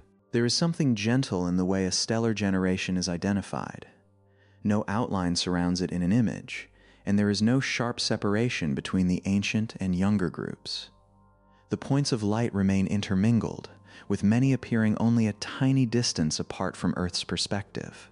Yet when their light is rearranged according to temperature and brightness, differences once lost within the crowded field gradually form distinct sequences, each reflecting a different time of birth. The younger population is also more strongly concentrated toward the center of Terzan 5. This feature offers a clue about where it formed. After losing energy, gas tends to settle into the deeper regions of a gravitational field, where matter can more easily reach the density required for collapse. If this later episode of star formation arose from gas that had been retained, reacquired, or gradually accumulated, then the core would have been the most natural place for the process to begin. This does not mean that every stage in the journey of that gas is understood. No one can trace each cloud from the moment it left an ancient star to the moment it became part of a new generation. Over billions of years, matter may have mixed with gas from the bulge, been driven outward, returned, or passed through repeated cycles of heating and cooling. What remains in the present is the final result: a younger group of stars, richer in heavy elements and more concentrated toward the center. From Earth, this population does not form a separate patch of light. It blends into Terzan 5 like a very thin layer of color within a densely painted image. Only by measuring thousands of stars, removing sources that do not belong to the system, and correcting for the effects of dust can astronomers recognize the difference. The outward appearance of Terzan 5 remains almost unchanged, but our understanding of the lights within it has become much deeper. For a long time, the two main populations seemed sufficient to describe the history of this object. One very ancient group appeared while the Milky Way was still young, and after a silence of nearly 8 billion years, a more iron-rich population emerged near the era of the solar system. Those 2 layers of time alone made Terzan 5 very different from an ordinary globular cluster. But as infrared observations reached deeper into the core, the data began to suggest that this later rebirth may not have happened only once. Another group appears to have formed about 3.8 billion years ago, nearly 1 billion years after the 4.7-billion-year-old population. This interval is far smaller than the vast gulf between the 2 main generations, but it is still long enough to suggest that star formation may have returned in several distinct episodes. The population around 3.8 billion years old does not stand out as clearly as the main groups. It contains fewer members, its signatures are subtler, and separating it from the surrounding stellar field requires extremely deep data. Even so, the positions of these sources on diagrams of color and brightness are consistent with a population of its own age, rather than merely a random extension of the group already known. If this interpretation is correct, Terzan 5 did not simply remain quiet for nearly 8 billion years and then experience one final episode of star formation. After the major event around 4.7 billion years ago, some material either remained or accumulated again, eventually producing additional stars. The history of this ancient stellar region would then resemble a series of uneven pulses, with periods of renewed activity separated by quiet intervals of different lengths. Deeper still within the data lies a sequence of bluer stars, often called the blue sequence. In this case, blue is more than a visual description. It is connected to the temperature and evolutionary stage of the sources. To explain the position of this sequence, models suggest that an even younger component may be needed, with an age of around 2.5 billion years. This layer must be viewed with caution. Blue stars in a dense system do not always prove that a genuinely young generation formed. Some older stars can become hotter, bluer, and brighter after exchanging or merging material with a companion, creating sources that appear younger than they truly are. Such objects are commonly known as blue stragglers, and they can arise in environments where stars lie close together and interact frequently. In Terzan 5, the fact that the data can be matched by a component around 2.5 billion years old is significant, but it must be weighed against the possibility that stellar interactions created at least part of the blue sequence. For this reason, the picture of 4 generations is becoming increasingly supported, though the level of certainty is not the same for every group. The 2 main populations are identified most clearly, while the younger layers have emerged through the depth of newer observations and still require additional study to clarify their details. This caution does not make Terzan 5 any less compelling. On the contrary, it shows how science moves toward an increasingly refined picture. An object once regarded as a cluster with a single age later revealed 2 populations, then continued to expose fainter components as observational tools improved. Each new layer does not erase the earlier ones, but adds another rhythm to a history already extending across billions of years. If the youngest generations are fully confirmed, star formation within Terzan the fifth of may have continued until around 2.5 billion years ago. By then, Earth had existed for roughly 2 billion years.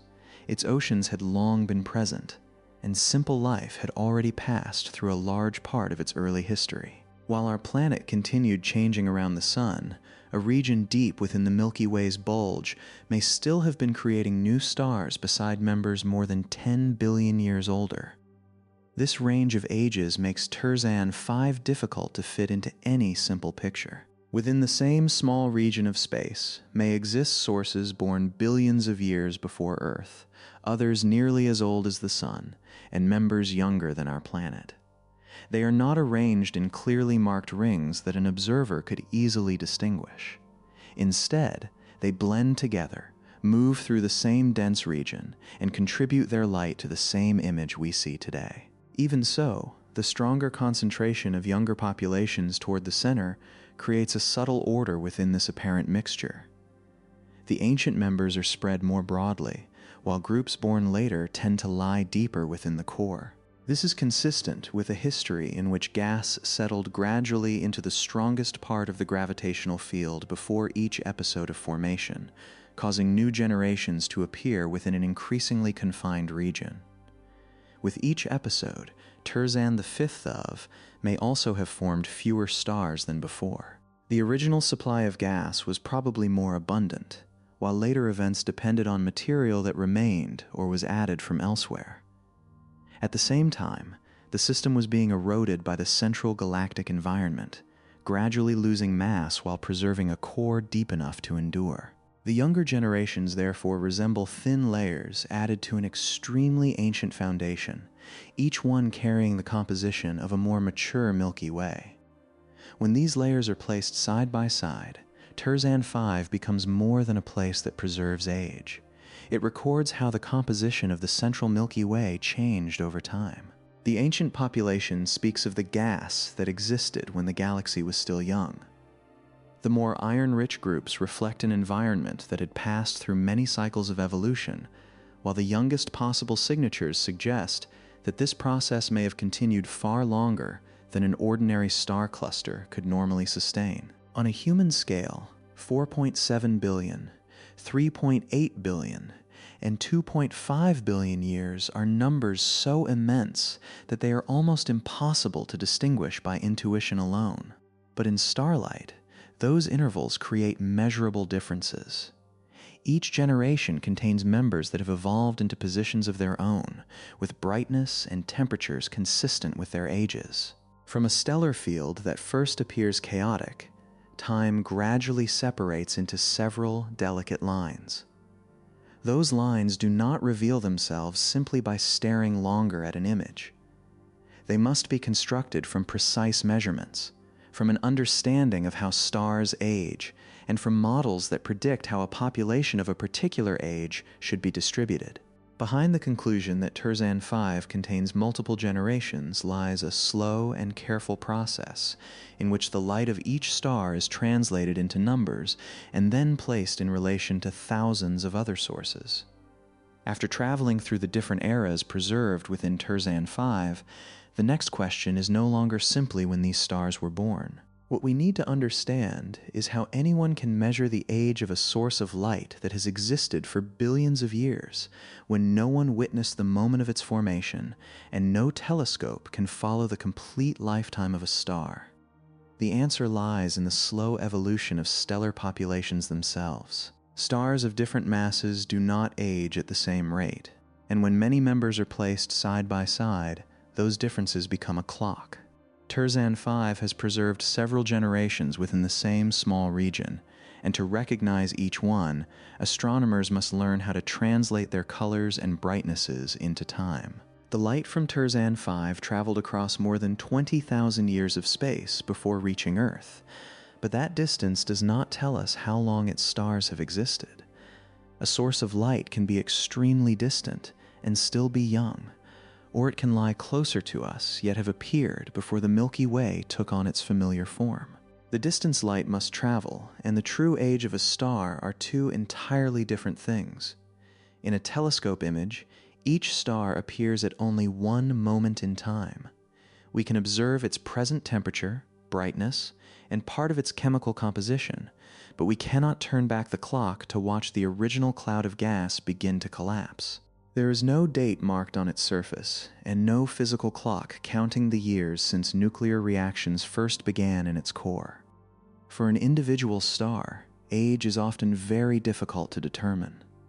During most of its life, it changes so slowly that millions of years may pass with only a slight shift in brightness. Two sources that look nearly identical can sometimes have very different ages because their original masses and chemical compositions were not quite the same. A star that appears redder may simply lie behind a thicker layer of dust rather than being older than the star beside it. When many stars are born within roughly the same period, however, their changes begin to create a more recognizable order. Each member may have a different mass, but all follow the same physical laws. Massive stars consume their fuel quickly, while lower mass stars remain stable for much longer. After billions of years, these different rates of evolution leave a shared pattern across the entire population. During the longest stage of a star's life, hydrogen in its central region is converted into helium, supplying the energy that allows light to radiate outward. This stage is known as the main sequence. The Sun is currently in this phase as well, passing through a relatively stable period that will continue for several billion more years. Stars more massive than the Sun also begin on the main sequence, but they generate energy at a much greater rate and consume their hydrogen more quickly. As a result, they reach the point when their cores begin to change much sooner. Lower mass stars shine less brightly, yet they can maintain nuclear reactions in their cores for extraordinarily long periods. As the hydrogen in the central region declines, the star's structure gradually adjusts.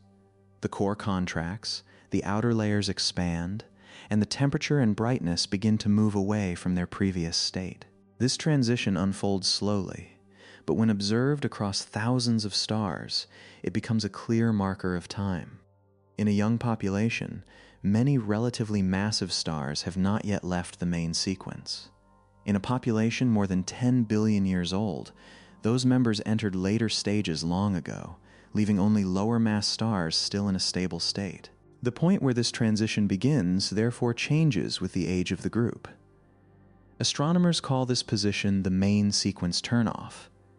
It is one of the most reliable indicators for measuring the age of a stellar population because it reveals which stellar masses are just reaching the end of their stable core-burning phase. The older the population, the farther the turnoff shifts toward lower mass, fainter stars. What matters is the overall shape, not any single star. A few members may be affected by companions, collisions, or other changes, but most continue to follow the same general rhythm of evolution. When enough sources are measured, unusual cases no longer obscure the transition traced by the population as a whole. Even then, age does not immediately appear as a number.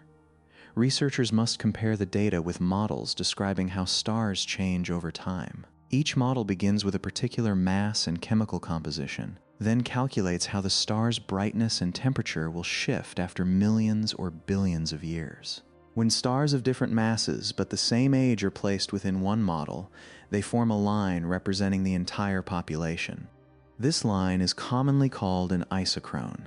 The name simply indicates that every star along it is assumed to have begun forming during the same period, even though the stars are now passing through different evolutionary stages. Isochrones representing different ages do not overlap completely. Their clearest differences appear near the region where stars begin leaving the main sequence. By adjusting the model's age until the calculated line matches the observed data, astronomers can gradually narrow down the period in which the population formed. This work does not require every point of light to fall exactly on an ideal line. Real stars are not perfectly identical. Measurements always contain uncertainty, and the light has passed through many layers of material before reaching a telescope. Researchers look instead for an overall agreement in which most of the members create a pattern close to the model's prediction. In Terzan 5, this pattern is blurred by the system's unusual location. It lies deep within the Milky Way's bulge, behind layers of dust that are distributed unevenly. Some sources are dimmed far more strongly than stars located immediately beside them, so their observed colors and brightnesses no longer fully reflect their true states. Dust absorbs blue light more strongly than red light, so a star may appear cooler simply because its light has passed through a denser region of dust. Without correcting for this effect, stars that truly belong to the same population become spread across the data, making the main sequence turnoff harder to recognize. Sources in the Milky Way's bulge, both in front of and behind Terzan 5, also blend into the same image. They happen to lie along the same line of sight, but they do not share the same origin or age as the system's true members. Removing these contaminating stars from the data helps make the evolutionary sequence of Terzan 5 narrower and clearer. Chemical composition must also be included in the measurements, though it does not necessarily make the story difficult to follow. A star rich in heavy elements shines somewhat differently from a metal-poor star of the same mass. Because the populations within Terzan 5 do not contain the same amount of iron, each group must be compared with models suited to its particular composition. Once the effects of dust, contaminating sources, and chemical differences have been corrected, several evolutionary sequences begin to separate. One is consistent with a very ancient population that has existed for about 12.5 billion years. Another belongs to a much younger group, with an age of nearly 4.7 billion years. The separation between these results is far too large to be explained by small measurement errors. Even though each age carries a range of uncertainty, the two populations still belong to widely separated eras.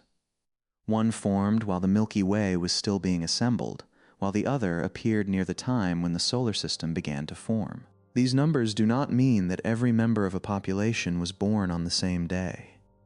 Star formation may continue over a certain interval, and no model can reproduce every detail with absolute precision. The reported age is the value that best fits the full set of data, accompanied by limits showing how far the result may reasonably shift. On an ordinary scale, an uncertainty of several 100 million years sounds enormous. But for a population that has existed for more than 12 billion years, that range represents only a small fraction of its total age.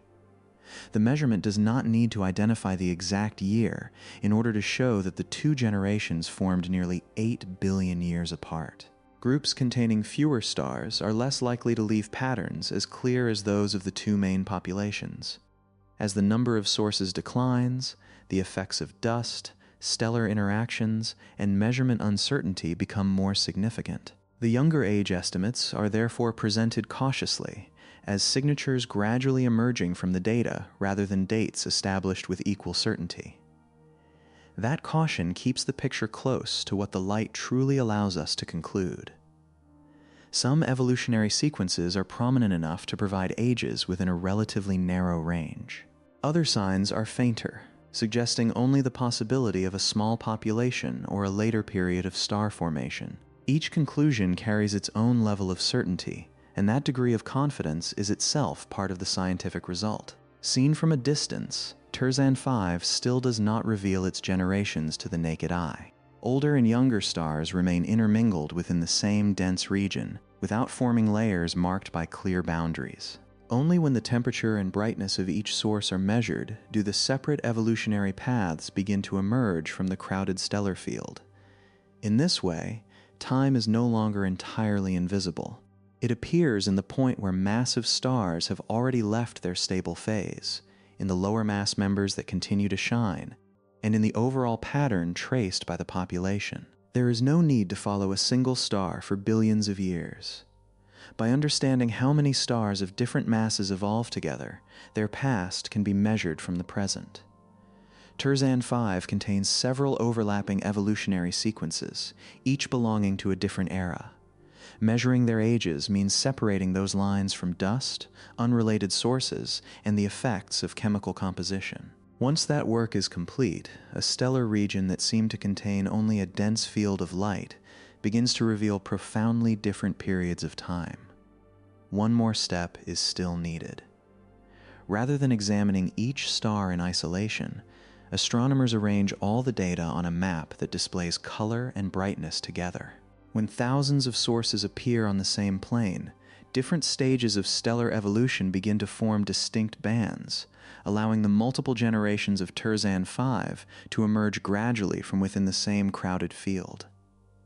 In direct images, Terzan 5 appears as a densely luminous region, where thousands of sources crowd into the same small patch of sky. Its oldest members do not separate themselves from the populations born later, while points of light that merely happen to lie along the same line of sight also enter the frame. Everything shines together, making the past seem hidden within a crowd with no visible boundaries. To recognize the different eras, astronomers do not preserve this original arrangement.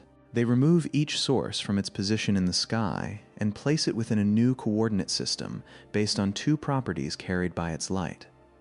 One dimension shows how bright or faint the source appears, while the other reflects the difference between two wavelength ranges, revealing whether its surface tends toward a hotter or cooler temperature. When thousands of measurements are placed on the same plane, the original crowding begins to settle into orderly patterns. The points are not scattered like random dust, but gather into narrow bands, gently curving sections, and branches extending in different directions. These shapes are not added by human hands. They emerge because sources with similar masses and physical states follow the same underlying laws. This map is known as a color magnitude diagram. The word color does not refer only to what the human eye perceives, but is calculated from the amount of light collected through two filters. The difference between them provides an estimate of surface temperature, while the other axis records the observed brightness. Each point, therefore, occupies a position related to the present state of the source that produced it. Most members that are still sustaining hydrogen fusion in their cores lie along an extended band. At the fainter end are low-mass stars with relatively cool surfaces that consume their fuel very slowly. Moving upward toward greater brightness, stellar mass gradually increases, temperatures rise, and evolution proceeds more quickly. This band is called the main sequence, though on the diagram it is not a perfectly rigid line. The points still show a small amount of spread because of chemical composition, dust, and the limits of measurement. At a certain position, the main sequence begins to change direction. This is where stars massive enough to have used nearly all the hydrogen in their central regions can no longer maintain their former stable state. They shift toward greater brightness, pass through the subgiant phase, and gradually move toward the red giant branch, where their outer layers have expanded and their surface temperatures have fallen. This entire progression unfolds over spans of time far too long to observe directly. Yet, because many stars of different masses are present at the same time, stages that occur one after another in the life of a single star appear simultaneously on the diagram. Lower mass stars remain on the main sequence. More massive sources have already moved beyond the turnoff, and members that have evolved further form a bright, red branch above them.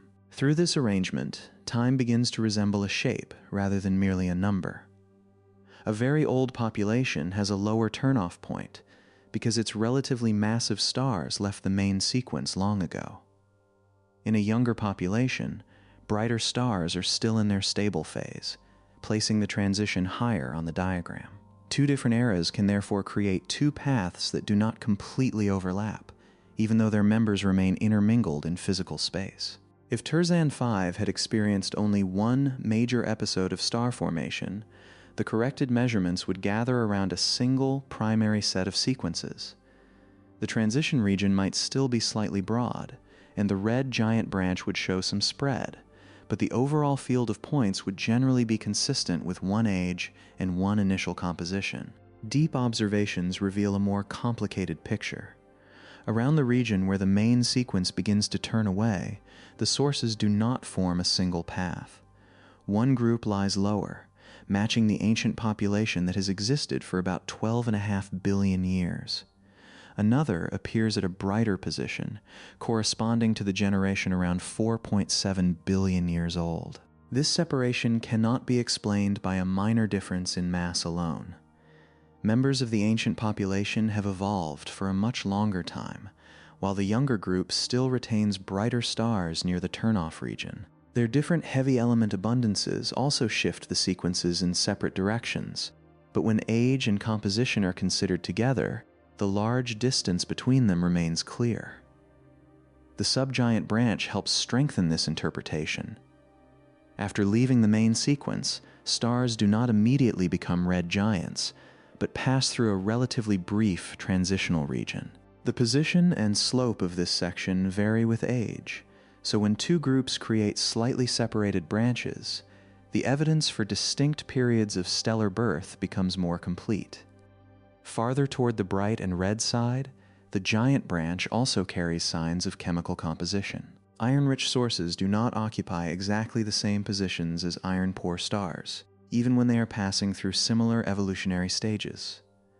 What once made Terzan 5 appear to contain one broadly stretched stellar sequence begins, under sufficiently deep observation, to separate into several lightly overlapping layers. These layers, however, do not appear clearly in the raw data. Dust along the line of sight shifts each point away from its true position by a different amount. A source behind a dense region of dust becomes both fainter and redder, while a nearby member may be affected far less. As a result, sequences that should be relatively narrow are broadened, causing neighboring paths to blend together. Correcting for this uneven effect requires the observed field to be divided into many small regions. The amount of dimming and reddening is estimated separately for each area, and the light from the sources within it is adjusted toward the state it had before passing through the dust.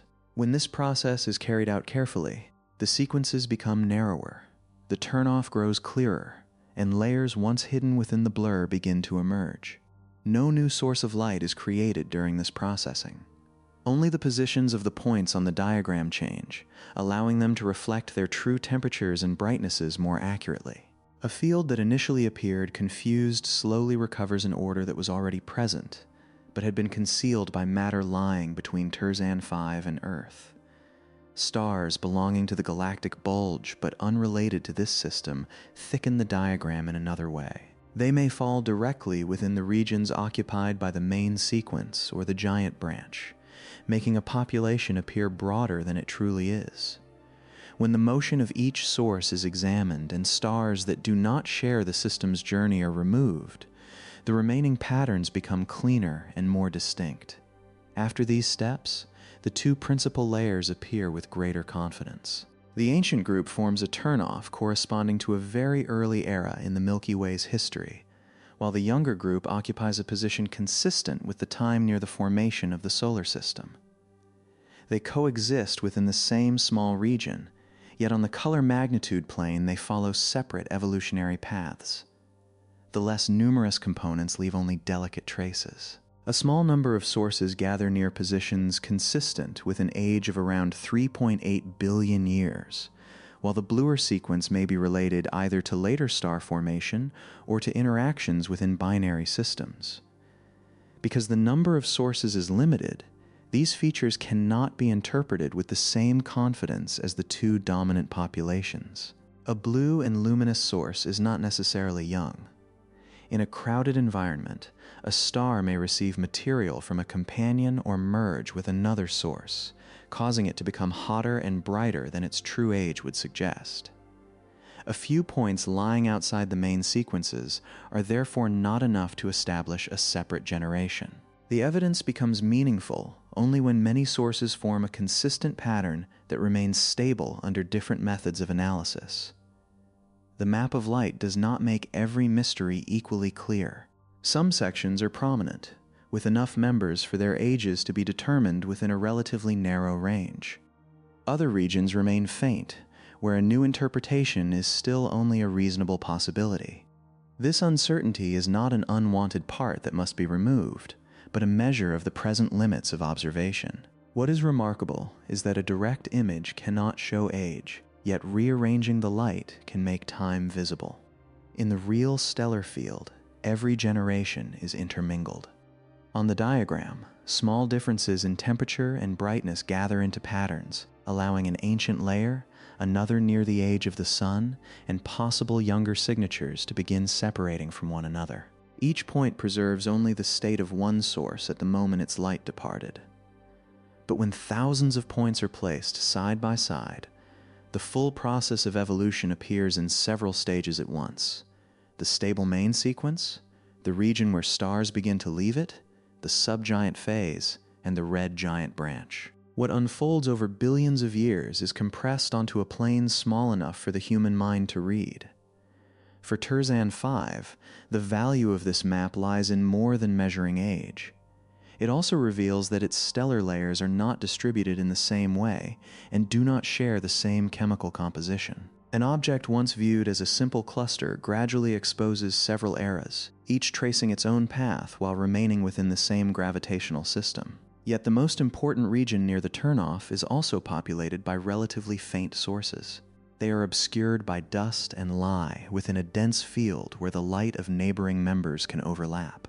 To measure these weak points accurately, telescopes must observe at wavelengths that pass through dust more effectively, while also providing enough resolution to separate each source from those close beside it. At infrared wavelengths, many layers of dust become less obstructive. Members that were once too faint in visible light begin to appear more clearly, and the main sequence can be followed down to lower brightness levels.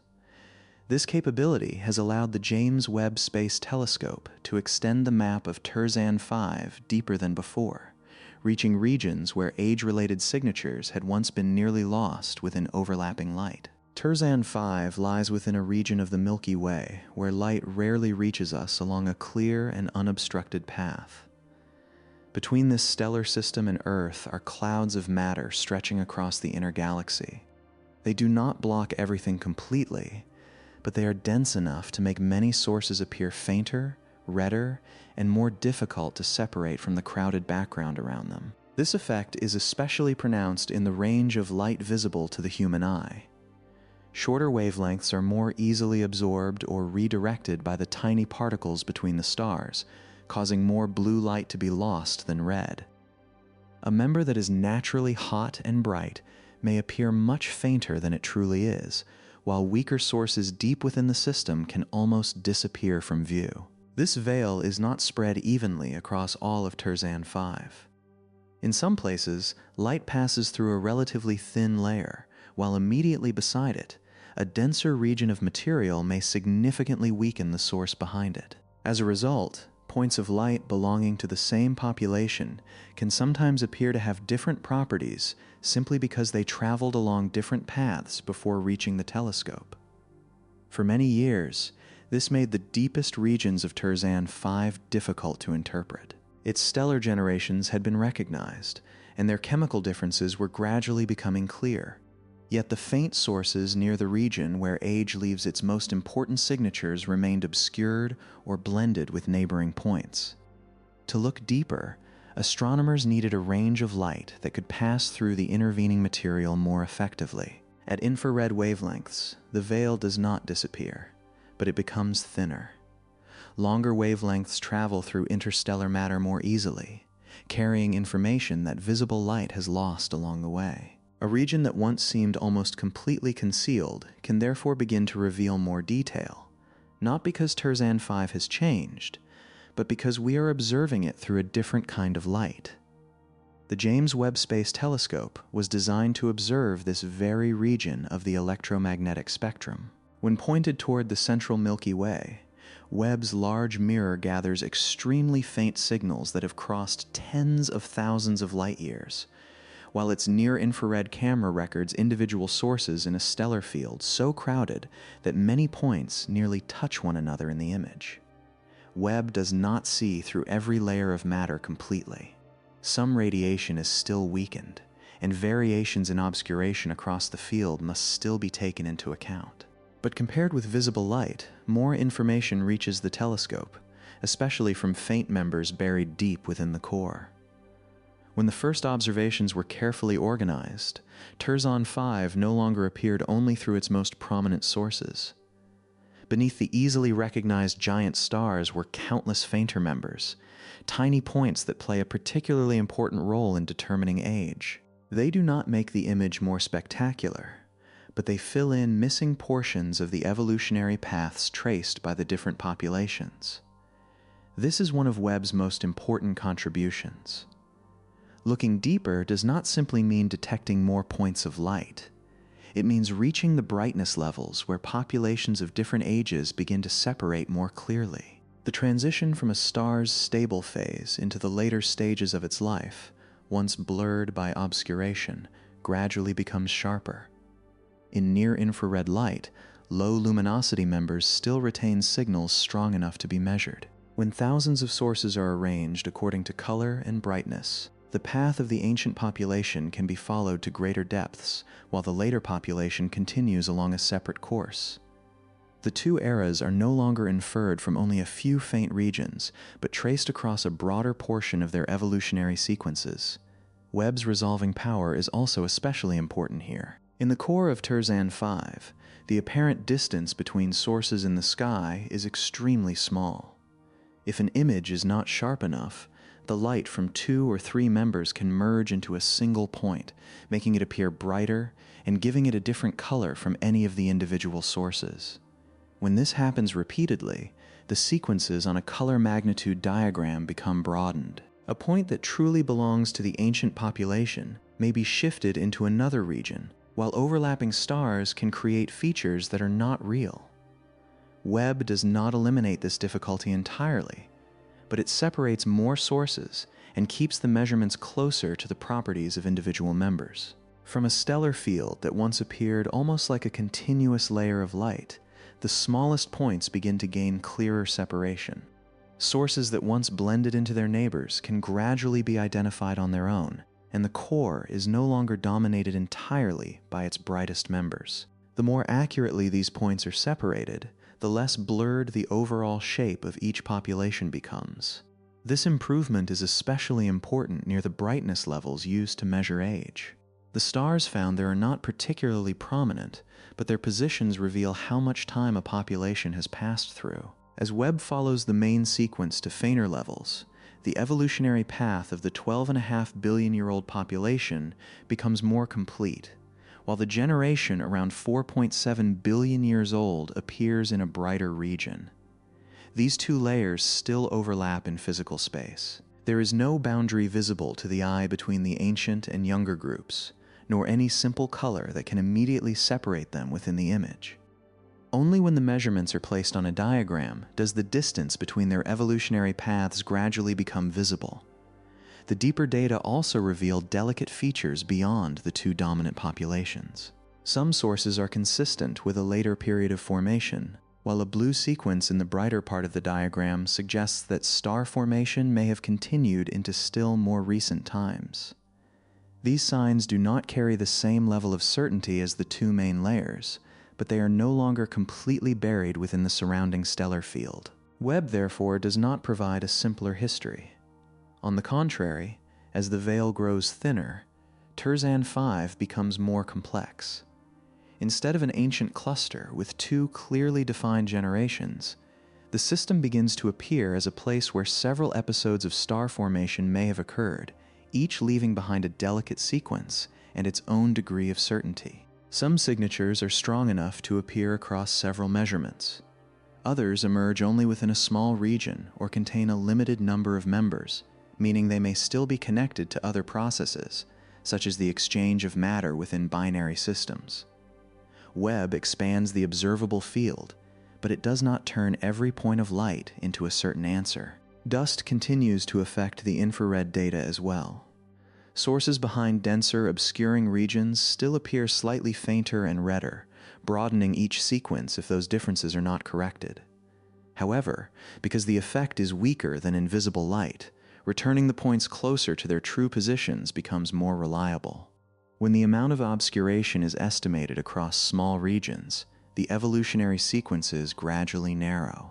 Members that were shifted away from their populations begin to move back toward the shared bands, and the separation between generations becomes easier to recognize. No additional past is created during this process. The data are simply relieved of some of the influence left by the path the light traveled. There is a particular stillness in the way Webb reveals Terzan 5. The telescope does not witness the generations being born, nor can it observe the ancient gas clouds that vanished long ago. It only gathers the photons that still reach the present, and from that faint amount of radiation, patterns once hidden from view begin to return. Each point in the image is light that left its source more than 20,000 years ago. During that time, the star continued moving and evolving, but the signal received by Webb carries its state at the moment of departure. Thousands of such signals come together to form a single cross-section of Terzan 5, deep enough that its different eras no longer blend completely into one another. What Webb provides is not only the ability to see through the veil, but also the precision needed to keep each source in its proper place. As the light from faint members is measured more accurately, the history of Terzan 5 no longer depends so heavily on a small number of rare, bright stars. The far more numerous, small and dim sources begin to take part in revealing the temporal structure of the entire system. The oldest population emerges as the deep foundation of Terzan 5, extending through faint levels of brightness and carrying the signature of a Milky Way that was still very young. The layer formed near the era of the Sun lies higher along the evolutionary sequence, contains more heavy elements, and is more concentrated toward the center. Possible younger features remain interwoven among them, thinner and less prominent, but sufficient to show that the picture may contain more than two simple moments in time. Webb has helped reveal these layers, but another difficulty remains unchanged. Not every source appearing in the field belongs to Terzan 5. The Milky Way's bulge contains countless stars lying in front of or behind the system, and infrared light brings many of these unrelated members into the same field of view. In an image, they can appear entirely consistent with the evolutionary sequences of Terzan 5. A background source may have nearly the same color and brightness as a true member, while a foreground star can appear directly within the core. From a single observation, there is no way to know which point is gravitationally bound to the system and which merely happens to lie along the same line of sight. Color helps reveal a star's state, and brightness indicates its position along an evolutionary path, but neither is enough to determine its origin. To separate Terzan 5 from the much broader bulge, astronomers need another clue, one found not in the light of a single moment, but in the way each point slowly changes position over the years. That motion is extremely small. During a single year, a star shifts by an amount almost impossible to notice by eye, but over many years, the differences begin to accumulate. True members of Terzan 5 tend to move together in a shared direction, while sources belonging to the bulge follow different paths. Webb has made the obscuring veil thinner and opened a deeper view into the core, but identifying which stars truly belong to this ancient system requires a timeline far longer than a single observation. Images collected by Hubble over many years provide that span of time, allowing the points of light not only to be seen, but also to be followed through their extraordinarily slow motion against the background of the Milky Way. In a single image of Terzan 5, most of the points of light appear motionless. They lie close together within the crowded central region of the Milky Way, offering no clear indication of which stars truly belong to this ancient system and which sources merely happen to appear along the same line of sight. The physical distances between them may be enormous, but when their light is gathered onto a flat image, nearly every layer of depth overlaps. Webb expanded the view through the intervening dust, bringing many faint members into a range where they could be measured. Yet seeing deeper does not automatically resolve this mixture. A star in front of Terzan the fifth of may still have nearly the same color as a genuine member, while a distant background source may fall directly within the region of light traced by the system's populations. Temperature and brightness alone cannot reveal a clear boundary between them. The differences begin to emerge when the same region of sky is observed again, and then many more times, with sufficiently long intervals between each observation. To the human eye, the points still appear almost fixed, but precise measurements show that they have shifted by extremely small amounts. Some sources move in one direction, others more slowly, while a certain group gathers around a shared pattern of motion. Over a single year, these shifts are so slight that they can easily disappear within measurement uncertainty.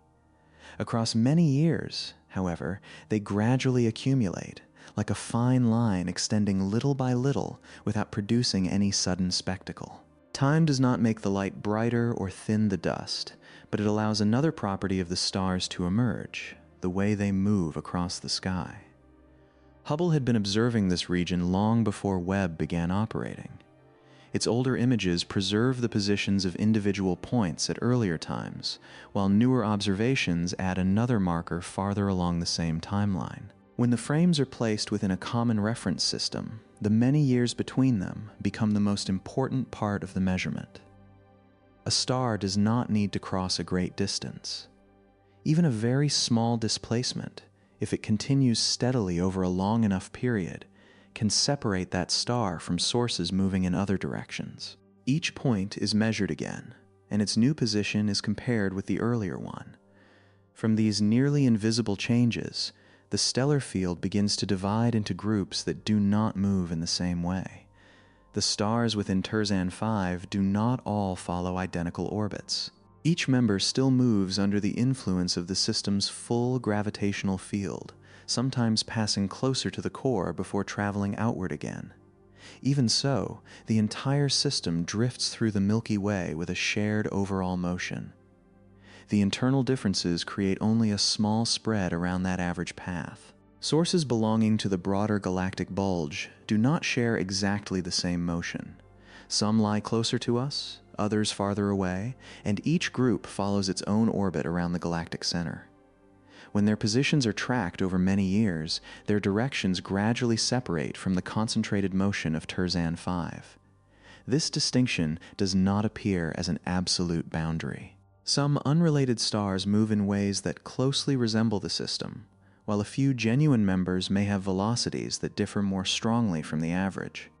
Membership is therefore estimated in terms of probability, based on how closely the motion of each source matches the shared movement of the system as a whole. Although every point cannot be labeled perfectly, this method still transforms the observed field. Many sources that once crowded into the evolutionary sequences are identified as foreground or background stars and removed from the main analysis. Paths that had been broadened by unrelated objects begin to narrow, making populations from different eras easier to recognize. This is especially important for Terzan 5 because the Milky Way's bulge contains an extraordinarily rich mixture of stars. Within the same small region of sky, sources with completely different ages, compositions, and distances can appear together. If all of them were retained, an already complex system would become even more difficult to interpret, and delicate features could either appear falsely or be erased by the accidental presence of unrelated stars. As outside sources are reduced, the main sequence of Terzan 5 becomes clearer. The region where stars begin leaving their stable phase is no longer surrounded by as many scattered points, while the paths of the ancient and younger populations remain within more distinct ranges. Age measurements can then be based on a genuinely connected group rather than on a crowd that merely shares the same image. Hubble does not see through dust as deeply as Webb, but it provides another kind of depth. Webb reaches into the infrared to find sources once hidden from view, while Hubble extends observations across many years to reveal motions that cannot be detected in a single moment. These two perspectives do not replace one another. They meet where a point of light must be understood both in terms of its present state and its origin. The time separating repeated observations also makes older images especially valuable. When those images were recorded, many of today's questions may not yet have been asked. Even so, each frame preserved a moment that can never be recreated, because no telescope can return to the sky of years past and record precisely the same state again. As more time passes, the older reference point creates a longer baseline. A displacement once too small to distinguish gradually grows beyond the limits of uncertainty, and separate directions of motion become easier to measure. In this sense, archived data do not merely grow older. Their value can increase as the present moves farther away from the moment they captured.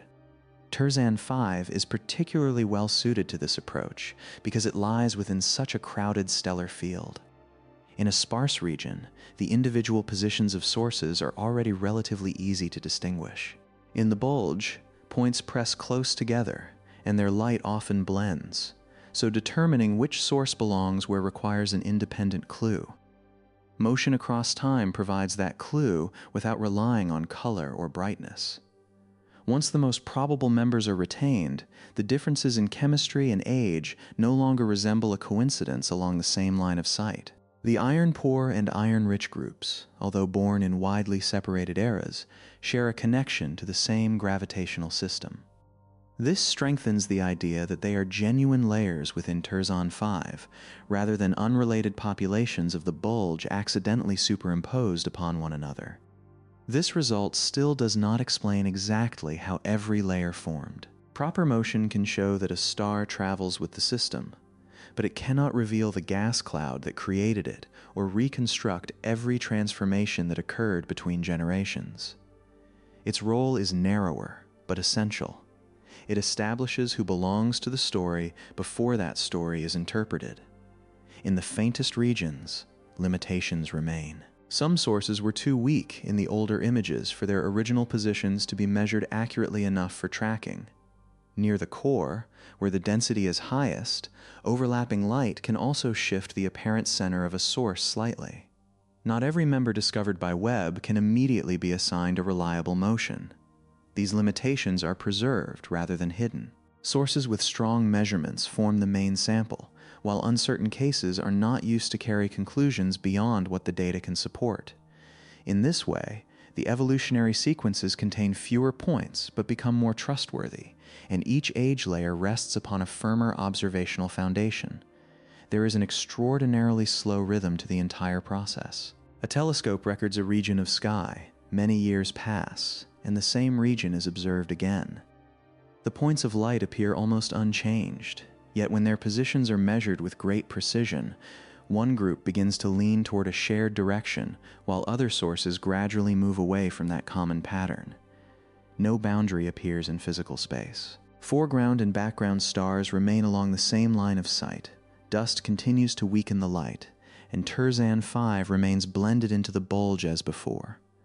The separation exists only within the data, where time has added a new dimension to what was once a flat image. Through that dimension, Terzan 5 becomes clearer without becoming brighter. The system does not change to accommodate the way humans observe it. Instead, the distance between observations allows hidden relationships within it to emerge.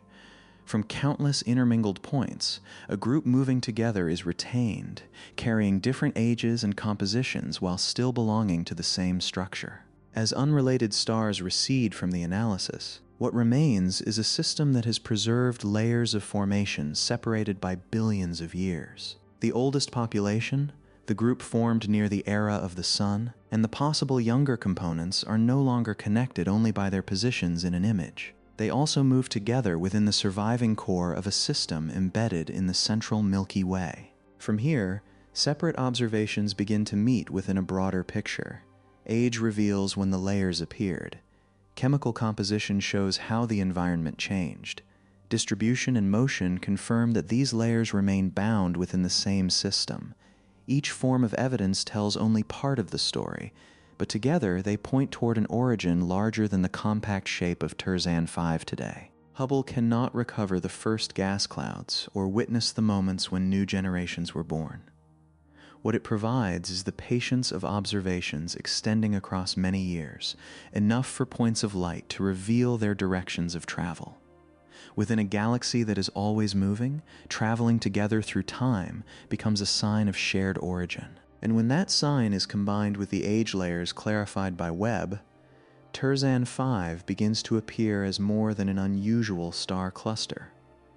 It resembles the surviving remnant of a structure that was once much larger, passed through several episodes of formation, and was gradually eroded within the crowded central galaxy. What remains today may be only its dense core, but within that core, the memory of the Milky Way's earliest days has not yet been completely dissolved.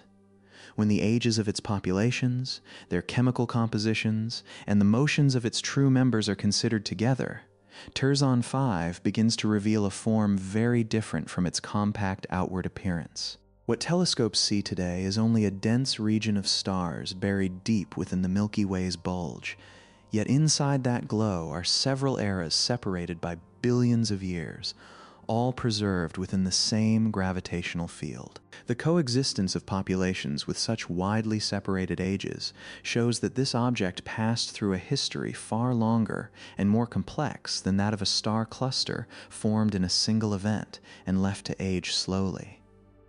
The oldest layer appeared about 12.5 billion years ago, while the central Milky Way was still being built from concentrations of matter that had not yet fully merged. Nearly 8 billion years later, a more iron-rich generation began to shine, at a time when the galaxy had evolved much further, and the solar system was also approaching its formation. Possible younger signatures suggest that star formation may have continued through several smaller episodes, meaning that the history preserved within Terzan 5 spans not only a vast range of time, but also several levels of chemical enrichment. A small stellar system would have difficulty sustaining this process for so long. After the first stars form, intense radiation, stellar winds, and explosions from massive members usually heat the remaining gas and drive it outward. Once the material needed for star formation is gone, most ancient clusters enter a long period in which no significant new generations appear. Terzan 5 seems to have experienced different conditions, because transformed material remained connected to this region long enough for populations richer in heavy elements to emerge after an immense interval. This suggests that the object we observe today does not reflect its full original scale. Its precursor may once have been more massive, more extended, and rich in gas, creating a gravitational field deep enough to retain some material or continue gathering gas from its surroundings. The outer layers may have been gradually stripped away, while the deeper region maintained a density high enough to keep its ancient members close together. The surviving core may therefore be only the most durable part of a structure that was once far larger. When the Milky Way was young, dense structures like this may have played an important role in building its central region. Gas and stars had not yet settled into the stable arrangement seen today, but were concentrated within many high-density regions that continually moved, interacted, and merged under the influence of gravity. Whenever these structures approached one another, some material was stretched away, some blended into the wider environment, and stars once born together gradually entered new orbits around the growing galactic center. Most traces of those primordial structures were probably erased during this process. The stars that once belonged to them may still exist somewhere in the bulge, but no longer remain close enough for their shared origins to be recognized.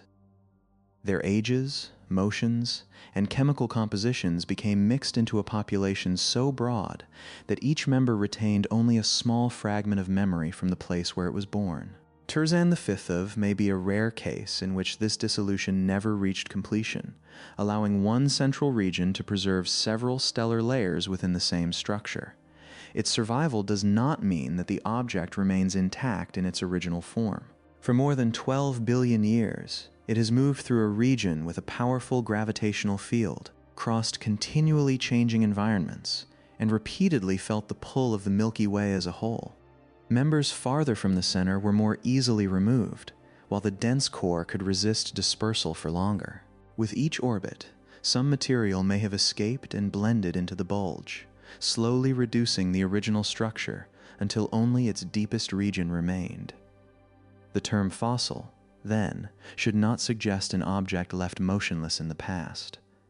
The stars within it continue to evolve, their orbits continue to change, and the entire system still travels through the galaxy. What has been preserved is not an untouched original shape, but the connection between populations born in different eras.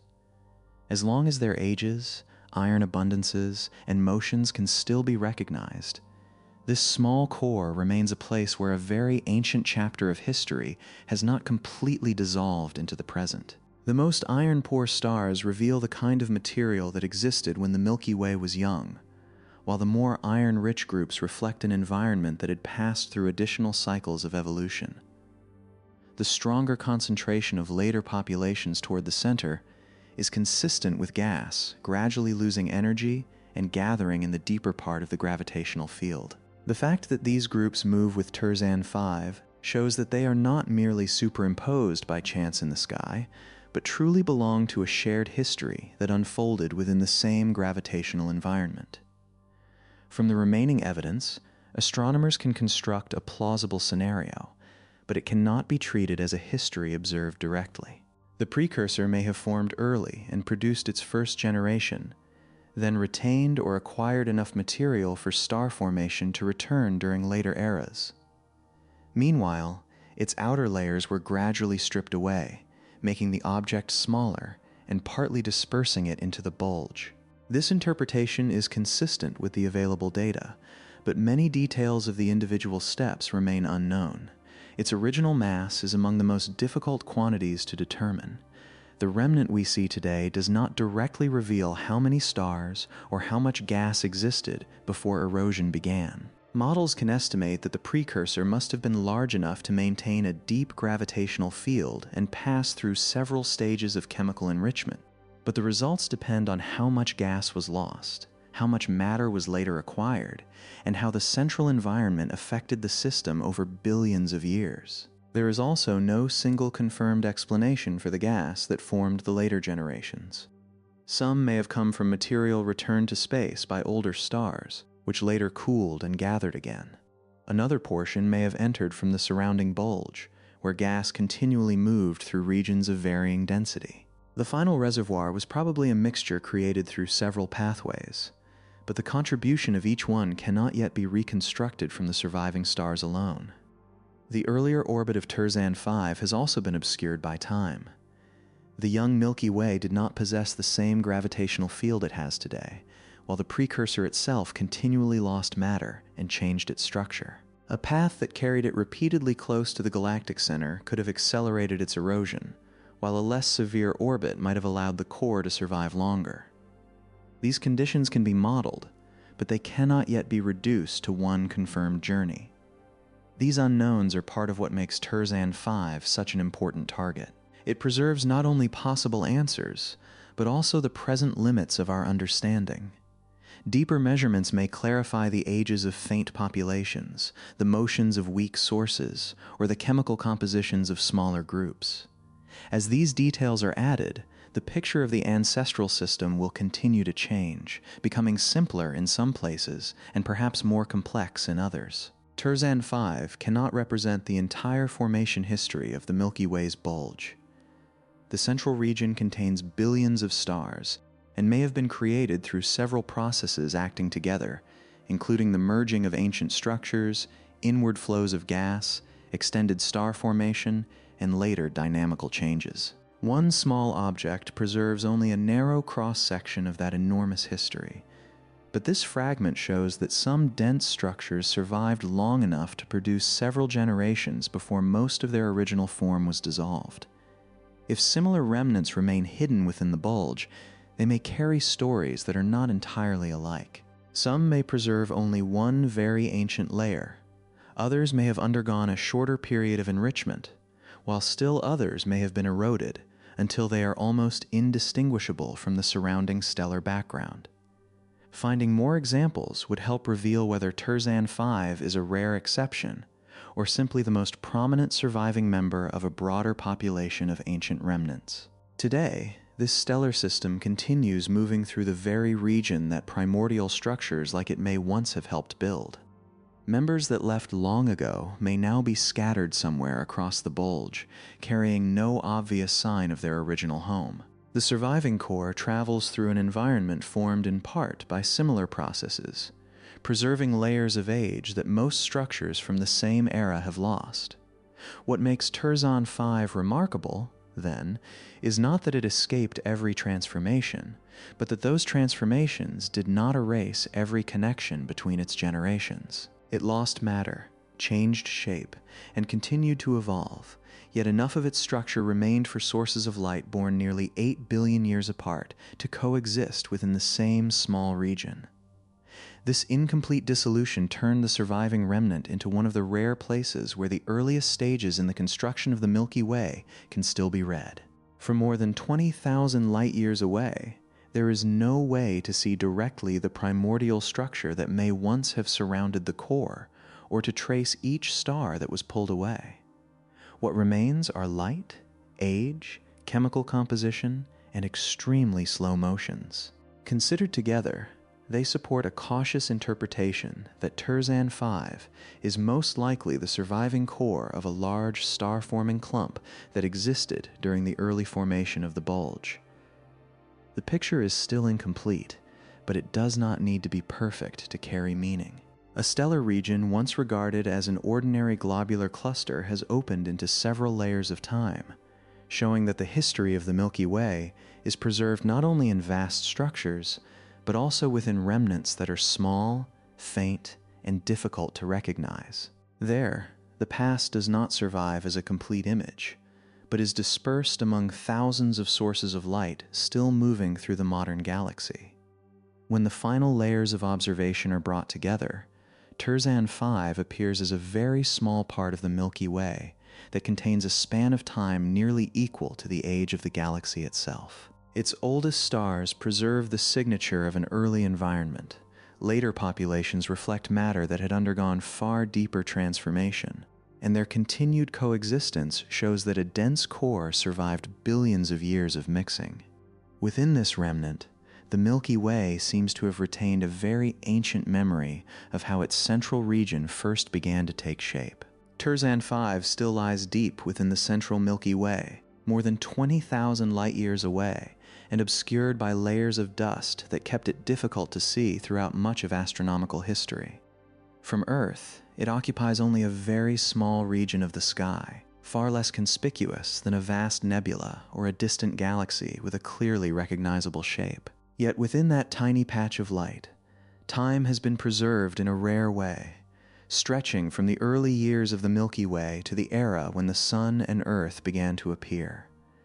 Its oldest members continue to shine after roughly 12.5 billion years.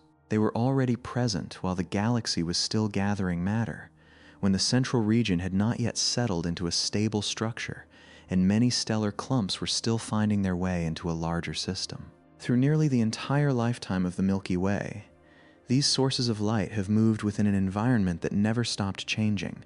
While gas became chemically enriched, new generations appeared, and the core around them gradually evolved into the compact object telescopes observed today. Nearly 8 billion years after the ancient population formed, another group began to shine within the same gravitational region. These newer stars contained more iron, reflecting material that had passed through many cycles of evolution and no longer resembled the gas of the earliest era. Between the two ages lies an immense interval with no visible boundary, yet that separation remains present in the colors, brightnesses, and evolutionary rhythms of the populations.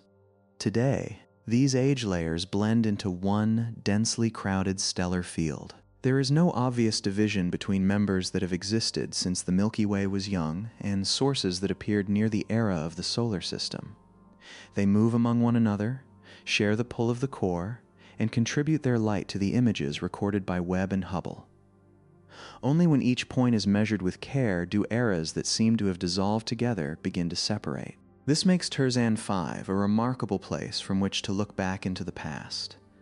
The Milky Way does not preserve memory in written pages or in images left completely intact. Most of what once existed has been altered, dispersed, or absorbed into larger structures. A cloud of gas collapses into stars and disappears. A dense clump gradually loses its outer layers. Members once born close together are carried onto different orbits until their shared origin can no longer be recognized. Even so, mixing rarely erases every trace of information. A star can preserve in its atmosphere the composition of the cloud that created it. A system can retain the differences between several episodes of formation. Shared motion can reveal that sources appearing separate still belong to the same gravitational region. Each clue is small on its own, but when they are read together, an ancient era can emerge from what still exists in the present. Terzan 5 is not an intact picture of the early Milky Way. The outer layers of its ancestral structure may have vanished long ago. The original gas is gone, and its earliest form can only be inferred from the surviving core. Astronomers also do not know exactly how large it once was, which orbits it followed, or whether the material for its later generations came from within the system or from the surrounding environment. These questions remain open, not diminishing the value of what has been discovered, but reminding us that the past must always be reconstructed from incomplete remains. In science, a trustworthy story does not need to hide its gaps. It only needs to preserve a clear boundary between what the light has revealed and what is still being inferred. In Terzan 5, the ages of the two main populations are relatively secure. Their chemical differences show that the source gas changed, while their motions help confirm that these layers truly belong to the same system. From this evidence, the possibility that Terzan 5 is the surviving core of a primordial clump becomes a fitting explanation, even though the path leading to its present form cannot yet be fully recovered. Perhaps this incompleteness brings Terzan 5 closer to the true nature of galactic history. The Milky Way was not built in a single moment, nor did it follow one simple path of development. It grew through countless processes unfolding at the same time. As gas flowed inward, stars were born, smaller structures encountered one another, and old boundaries gradually disappeared.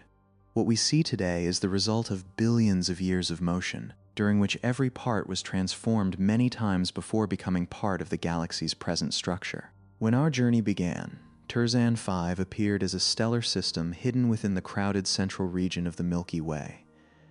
With each new layer of observation, that simple appearance gradually opened into many eras, different compositions, and an origin that may be connected to the formation of the bulge itself. Now, as we look back at that small patch of light, what remains is more than the ages of several stellar populations. It is the sense that the Milky Way is still carrying a very ancient part of itself. That memory does not remain still. The ancient members continue consuming their fuel. Giant stars are moving through the later stages of their lives, and the entire system continues traveling through the gravitational field of the central region. At some distant time in the future, Terzan V may lose even more matter. Its present layers may become harder to recognize, and the surviving core will continue changing according to physical laws that have never stopped operating. But for now, those layers of time remain clear enough to be read. A fragment of the early Milky Way has not yet been completely dispersed. Sources of light born nearly 8 billion years apart still exist together, moving through the bulge and sending their light toward Earth. Within every faint signal lies a small part of the process that created the galaxy we now live inside. Perhaps this is the deepest meaning Terzan V leaves behind. A galaxy can change almost everything about its form, yet not every trace of its beginning disappears. Some are preserved within long-lived stars, some remain in chemical composition, and others endure in the way sources continue moving together after billions of years. The Milky Way does not remember through a single object, but through countless small fragments still scattered throughout its own structure. And among those fragments, Terzan V continues to shine quietly behind the dust, revealing neither the full story of what it has endured nor allowing its past to disappear completely. Its ancient stars continue to hold their light, while younger generations lie among them like layers of time added to a very old foundation. All of them exist within the same small region, reminding us that the history of the universe does not always lie at the farthest edge of our vision. Sometimes it remains nearby in forms that are extraordinarily difficult to recognize. Thank you for joining Sleep Gravity on this journey.